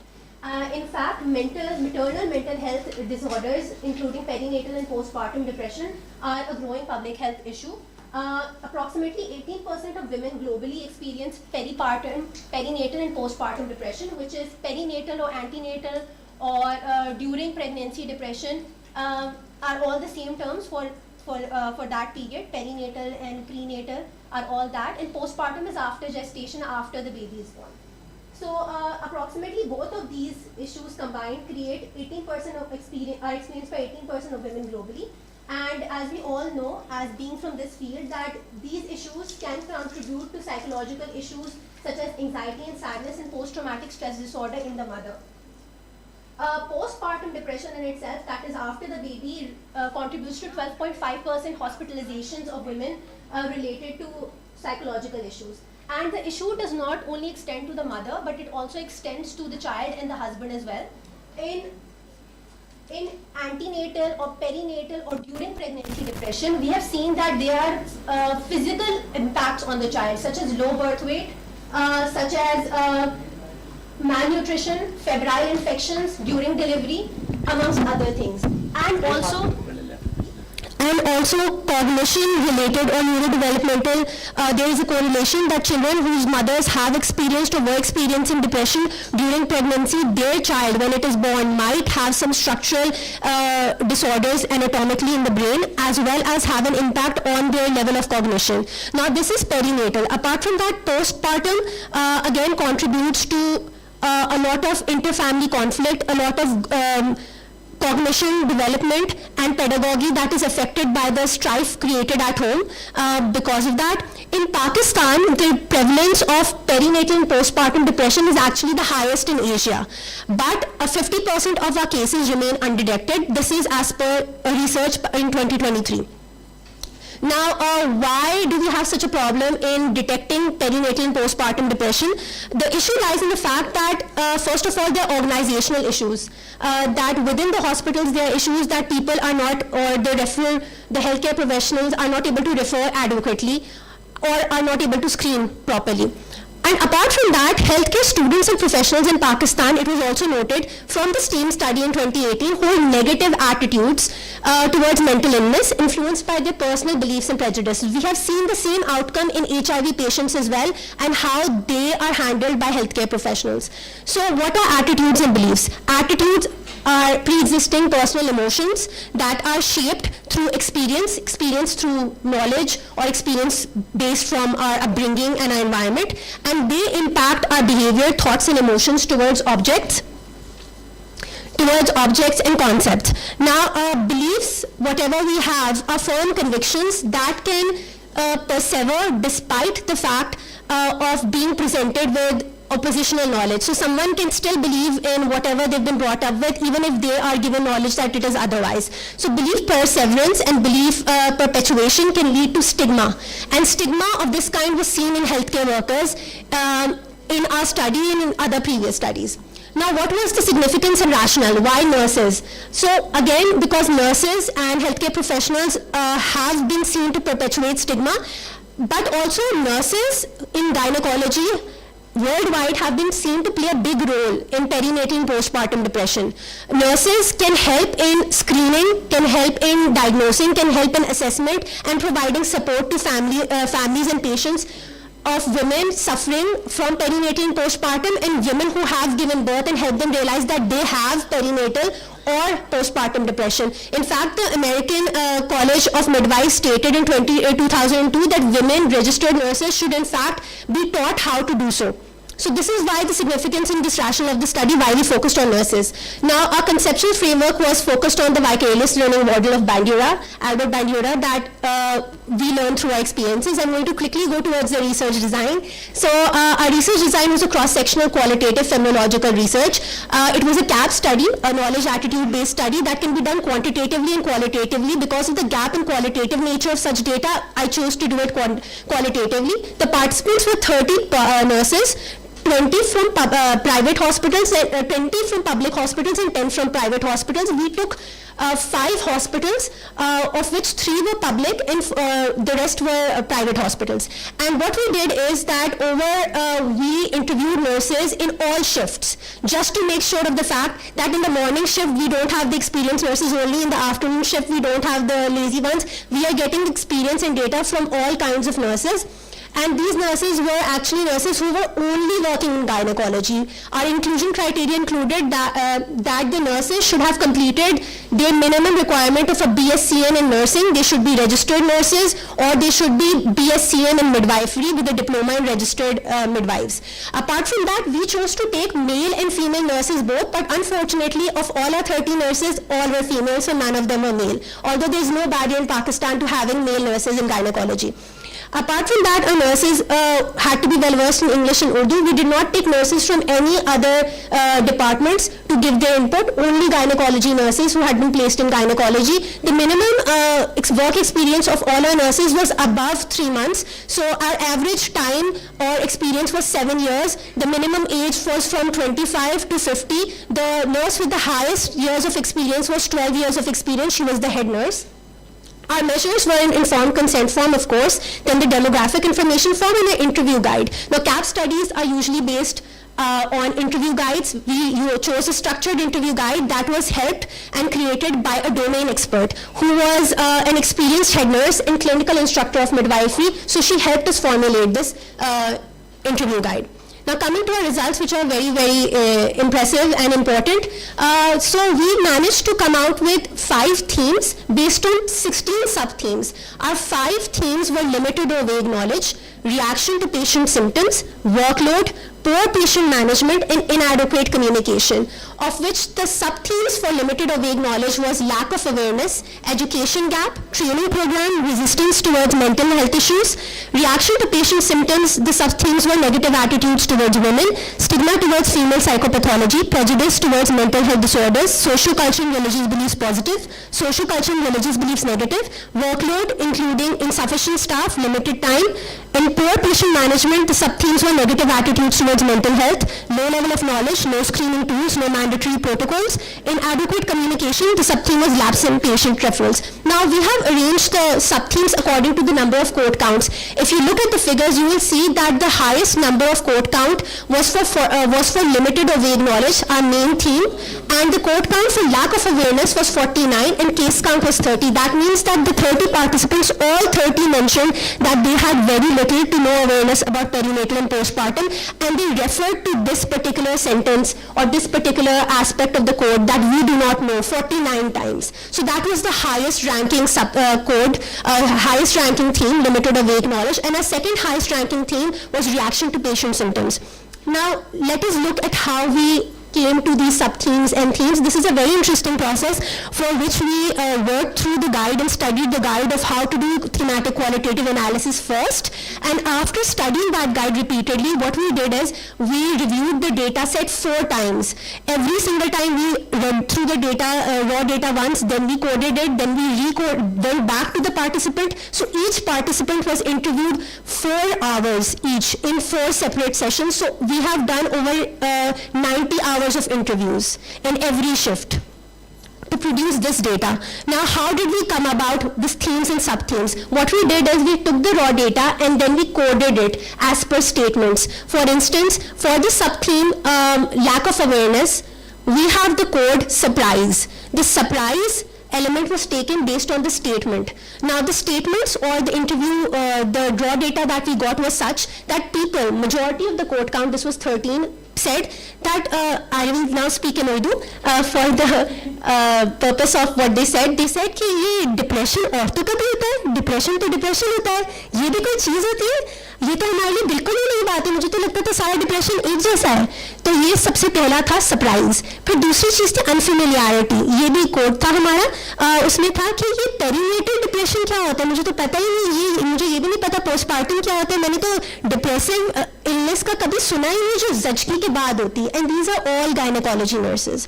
तो इसलिए हमने फिर इन codes को जो similar sounding codes थे इनको फिर सब थीम्स में बनाया और सब थीम्स से फिर हम मेन थीम्स की तरफ गए ना. ये तो हमारा सबसे बड़ा पहली थीम ही यही थी, सब मेन थीम ही हमारी लैक ऑफ नॉलेज थी. लेकिन उसके अलावा जो हमारी थोड़ी रैटलिंग या शेकिंग इंफॉर्मेशन निकल के आई जिसने सबको बहुत परेशान किया पढ़ने के ऊपर, वो थी हमारी सेकेंड कोड. मेन जो हमारा कोड है वो है रिएक्शन टू पेशेंट सिम्टम्स, जिसमें कोड काउंट 47 है और सारे के सारे केस काउंट 13 है. women nurses having extremely negative attitudes towards women. तो उन्होंने फिर ऐसी बातें बोली जो कि हमें थोड़ा परेशान उन्होंने किया, जो हमारे कोड से निकल के आई. जजमेंट सबसे पहला कोड था जो कि कोड काउंट उसकी 11 थी. उन्होंने बोला कि ये औरतें जो हमारे पास अब आती हैं ना, उनको ना खाना पकाना आता है, ना खाना बनाना आता है, ना घर संभालना आता है. उस बहुत ही जो है बेकार है, घर बनाने वाली नहीं है, उनको सिर्फ फैशन करना आता है, टिकटॉक आता है, इसलिए तो वो बच्चा पैदा करते वक्त सफ़र करेंगी जब कुछ आता ही नहीं है. तो ये उनकी सोच थी. फिर traditional belief about women's roles. This is a nurse saying this. This is actually head nurse saying this. She said that अगर ये मैं लड़कियों को बोलती हूँ कि अगर तुम मेरी बेटी होती, मैं तुम्हारे दिमाग में ये बात ठूस देती जब से तुम पैदा हुई होती कि औरतों को घर बसाने वाली होना चाहिए. Then there was a need to scold women who are complaining of symptoms. So they said that I tell them to their face, मैं उनके मुंह पे बोल देती हूँ कि अपने नखरे बंद करो, मैं तुम्हारा शौहर नहीं कि सारी बकवास बर्दाश्त करूँगी जब वो वार्ड में रो रही होती है वगैरह कर रही होती है. This is the perception of women. So generally there was a negative perception of women towards other women. And comparison of women today versus in the past. हमारे ज़माने में तो औरतें 7-7 बच्चे पैदा कर लेती थी, मसले नहीं होते, अब इनको ही मसले हो रहे होते हैं. तो उसके अलावा हमारे फिर दूसरी थीम्स भी निकल के आई, जिस तरह low patient to staff ratio. A lot of जो नर्सेज ने बोला कि अब हम इनके रोने पीटने को ही समझते रहे. These are actual words. रोने पीटने को ही देखते रहे, हमें तो मरीज भी देखने हैं. तो ये रोना पीटने को अब ये हम आप कह रही हैं कि डिप्रेशन होता है, ये क्या चीज़ है. तो अब हमने देखा जब ये इस तरह का एटीट्यूड होगा तो फिर एक बड़ी थीम ये भी बनी कि पेशेंट मैनेजमेंट उनकी बहुत पुअर थी. एक तो नेगेटिव एटीट्यूड्स थे टुवर्ड्स सिम्टम्स एंड दूसरा फिर पेशेंट मैनेजमेंट ऑब्वियसली उसकी तरफ पुअर होगी. तो उसमें कोड निकलता है एंगर.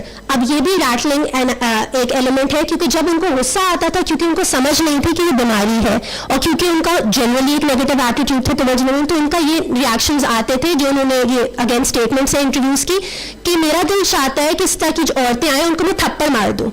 एंड वो नर्सेज हैं जो बहुत ज़्यादा रो रही होती है, मैं कहती हूँ कि या तो खुद बस कर दो या तो मैं आकर तुम्हें चुप कराती हूँ. एंड आकर चुप कराना इज नॉट मतलब था कि मैं मार के चुप कराती हूँ. इरिटेशन भी होती थी कि I pretend that the patients are not even there. मैं ऐसे करती हूँ कि मरीज है ही नहीं जो रो रही है, क्योंकि मैं इतनी चिढ़ जाती हूँ उनकी रोने से और उनकी बातों से. और फैमिलीज भी आके सवाल पूछती रहती, तो मैं कहती हूँ बाद में आना है कल आना. तो एक कुछ नहीं बोला कि हाँ थोड़ी सी बेबसी होती कि समझ में नहीं आ रहा क्यों रो रही है, और ज़्यादातर की अनअवेयरनेस होती है. अब जब ये साइकाइट्री को भेजते हैं कॉल तो वहाँ पे ये देखा जाता है कि ज़्यादातर गवर्नमेंट हॉस्पिटल्स में इवन प्राइवेट में कि रेफरल का सिस्टम पाकिस्तान में इतना पुअर है कि जब मरीज को भेजा जाता है तो उनको आवर्स वेट करना पड़ता है, जिसकी वजह से मरीज फिर नहीं दिखाता. अब मेरा मेन क्वेश्चन सबसे पहले ये था, although the interview was really easy, हमने कोई पहले से नॉलेज वाली चीज़ नहीं रखी थी, लेकिन हमने सबसे पहले उनसे ये पूछा था कि आपको क्या पता है पेरीनेटल एंड पोस्टपार्टम डिप्रेशन क्या होता है. और ये सारी नर्सेज हैं जिनके कोर्स में ये चीज़ पढ़ाई जाती है, तो 57% ने बोला कि हमने ये टर्म कभी नहीं सुना. तो दिस वाज द कंक्लूजन. अब इससे हमारी इम्प्लीकेशन और कंक्लूजन ये निकल के आया कि गवर्नमेंट को इस चीज़ के ऊपर वर्क करना चाहिए एंड साथ साथ प्रोटोकॉल्स बनाने चाहिए जहाँ गायनोकोलॉजी में स्क्रीनिंग एडिनबर्ग पोस्टपार्टम स्केल के थ्रू मैंडेटरी करवाई जाए एंड साथ साथ नर्सिंग स्कूल्स एंड यूनिवर्सिटीज़ में बेहतर एजुकेशन फराहम की जाए that is separate from the religious views and values. Thank you.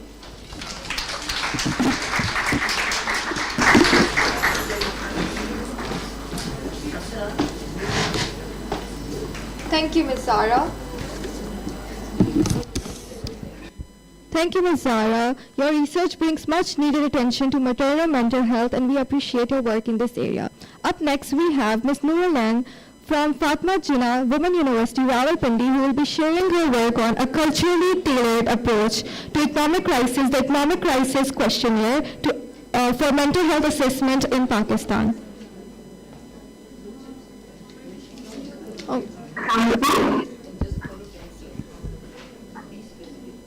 Can I please share my screen? Yes, please.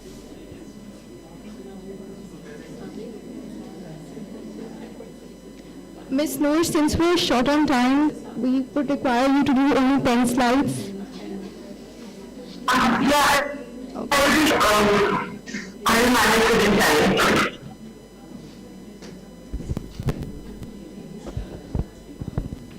I'm unable to see my slides. Can I share myself, please? Yeah, sure.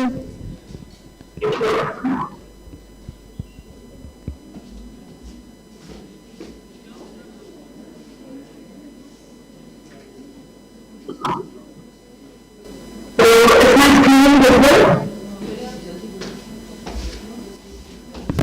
Your screen isn't visible, but we have the slides displayed on screen over here. So you can continue. Okay, great. Assalamualaikum, I'm Mena, a graduate of Fatma Jinnah Women University, and I'll be presenting my work titled as a culturally tailored approach to economic crisis, the Economic Crisis Questionnaire for Mental Health Assessment in Pakistan, done with two great supervisors, Dr. Amira Maxim and Dr. Sunil Bank from Fatma Jinnah Women University. So if we if we look at the year of 2022, Pakistan and 2023, Pakistan has been under a multi-dimensional crisis. There was political turmoil, economic crisis, floods, inflation, currency devaluation, skyrocketing prices of food, influence, decrease, export, increase, import, and what's not. Pakistan was in a very bad condition, and ultimately, the economic condition, the worst economic condition of the country impacted the mental health of the individuals. And according to the World Health Organization, over 30 million people in Pakistan suffer from mental illnesses, but they are refusing to talk and because they think that it's a taboo or something shameful. But if we want to study the impact of economic crisis on mental health, there is one basic question that do we have any instrument to measure the level of economic crisis and its impact on mental health in our socio-economic environment? Nurulan, can you hear me? Sorry? Can you hear me? Yes, I can hear you. Just share your objectives and results. Okay. Since it's not the scale development study, so I will be going on to the process of development of the scale. So a questionnaire was developed named as the Economic Crisis Questionnaire. The first step was to identify the purpose of the scale and identify the constructs being measured. So the constructs being measured were economic crisis, mental health, and growth opportunities. Then we have to define what is an economic crisis, which was defined as a situation when the country's economy is facing a downfall with an increase in food, health, education, and fuel prices, and decrease in living standards that ultimately affect the mental health of people, increase the job insecurity, increase in unemployment, and decrease growth and development opportunities. So we needed a scale to measure all of this. So data mapping was done and existing instruments were studied, and after an extensive research on all the standardized economic crisis and hardship measures available online, it was identified that almost all of them studied macro level approaches and were on a large scale and measured GDP, consumer confidence index, poverty rate, unemployment rate, stock market index, etc. Obviously not what our common man faces. We wanted to have something that would measure on a very individual level. So the Economic Crisis Questionnaire was developed that would measure the crisis based on individual level, national level, and its impact on mental health and career-related growth opportunities. Then for the first year, we wanted a response scale, and for that, the response scale was closed-ended firstly, because a closed-ended response scale limits the possible answers and responses. The respondents don't have to write long answers, which increases the response rate and also the statistical analysis. Then a uniform scale was used because when a scale is just focusing on a single characteristic, we get better responses and people respond in a better way. A 5-point scale was used because it is proven to be the best option, as it has a very good number of categories. Very few categories don't allow the respondents to share their opinion properly. Too many categories confuse the respondents. And the labels of these points of the Likert scale were kept to very short, understandable, and self-explanatory, and the respondents were, and the order was kept from negative to positive, meaning that the lower number, 1, would be for the negative response, stability, and 5, the higher number would be for the positive response, always or hamesha and bahut had tak. Then reverse scoring was also used for new items to decrease the response bias, and also for the labels. The labels were in correspondence between the numerical and verbal values. Additionally, the point selection method was categorical, and all the options, 5 options, were displayed in a horizontal layout, as it has been studied that this layout needs to be more easier for the model for the group. Then the next step was item simulation. For the item simulation, literature review and mapping, extensive literature review and mapping was done, and brainstorming sessions were held with experts from the field of business, commerce, economics, and psychology, and people from general public, and an item pool was generated, out of which 56 final items were selected, and they were then divided into 4 subscales in overall economic crisis, individual economic crisis, growth opportunities crisis, and mental health crisis. Then the next step was the content validity for the item evaluation. It was in 3 steps. Firstly, a content validity form was made, and it had a scale from 1 to 4, and items were rated as being non-relevant, somewhat relevant, quite relevant to highly relevant, and a panel of 12 raters was selected who rated that questionnaire which we were making. And then the content validity ratio was used using the given formula, and all the... Excuse me, can you be brief with your presentation? Sorry? Be brief with your presentation. Thank you. Yes, okay. And all the items were found to be essential and to be kept in the scale. Then the face validity was done, for which a form was made, and a panel of 12 raters was selected, and they were from different fields, and this was to measure the questionnaire in terms of appropriateness, analyticity, relatability, understandability, and situation in Pakistan. The raters were from fields of commerce, business, sociology, gender studies, education, Urdu, and general public, and all the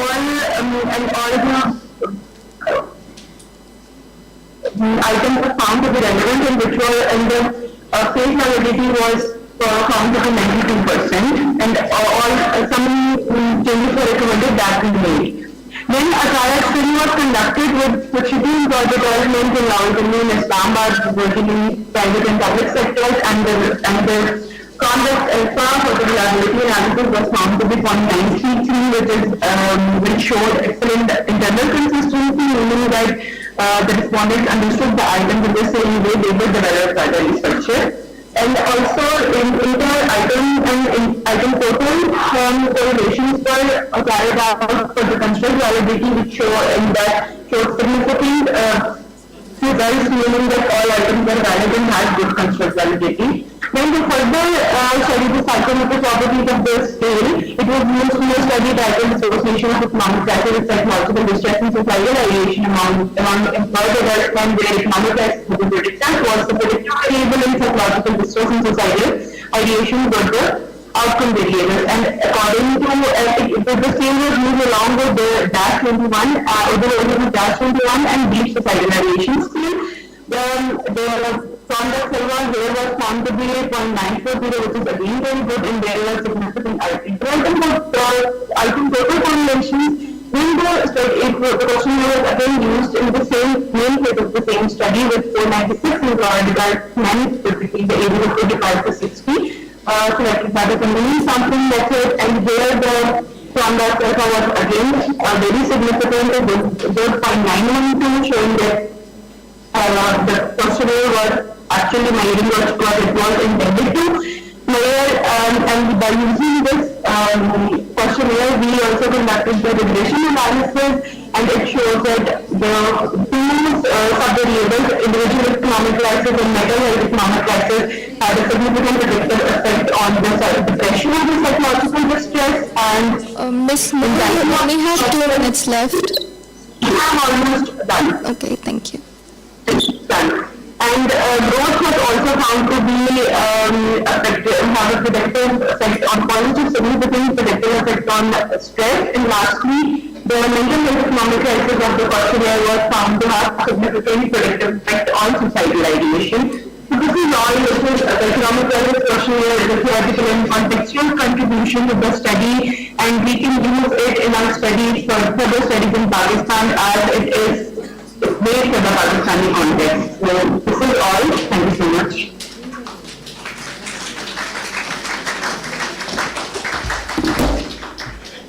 Thank you, Ms. Noor.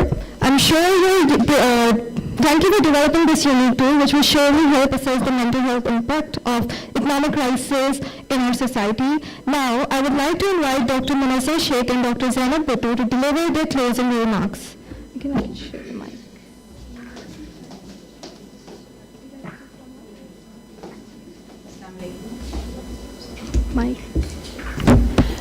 First of all, I like to congratulate the social science faculty of the ZABIST University that they have organized this national conference, and they discuss, and all the papers which were presented, they were thoughtful and they related to the diverse field and to the diverse topics which are important. So it was a great contribution in the field of research. The gender differences are important, and there are drug-related articles were presented. There was an article which presented with the attitude of the nurses. So these were important for the policy making, and these were also important for the professionals, that how they can do work and where there is a need to do the work to help the people to attain their mental health properly. So it was a good effort.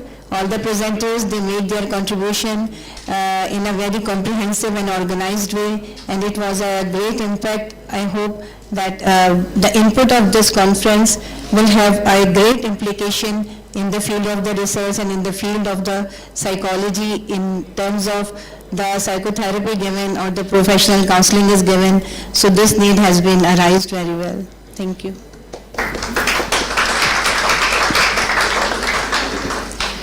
Assalamu alaikum. Don't worry, I'm not going to take your time. I know we all are waiting for the lunch.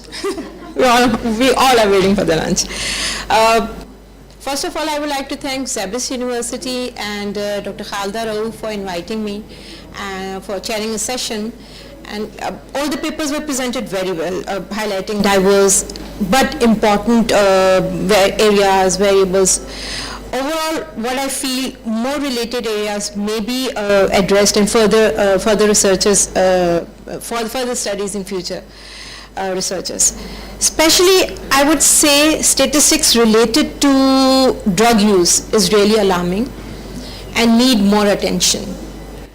I think सबको मिलके काम करना पड़ेगा, otherwise जो society हो गई, especially related to drug use और ये सारी जो especially इसका impact आ रहा है, it's very important, and more attention. I think it needs more attention. Thank you. Thank you, Dr. Manasa and Dr. Zainab, for your insightful comments. Now, I would like to thank our remarkable session chairs, to all the brilliant presenters for sharing their research today, and to everyone for your active participation. We will now be taking a short break for lunch, a 45 minutes break. Everyone is requested to return to some...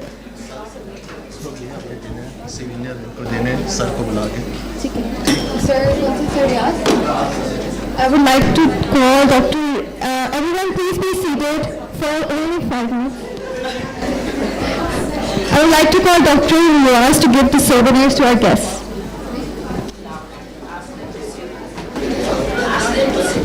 Everyone please be seated for 5 more minutes. Thank you.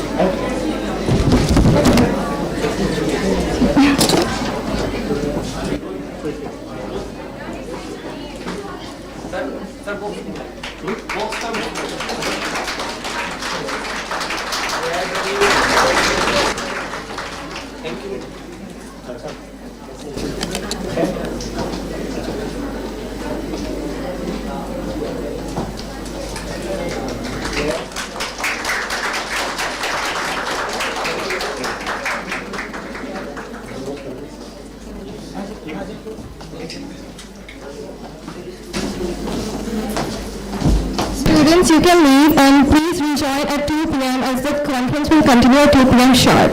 All the presenters are requested to follow Sir Iman Island for lunch. Thank you. And see you all.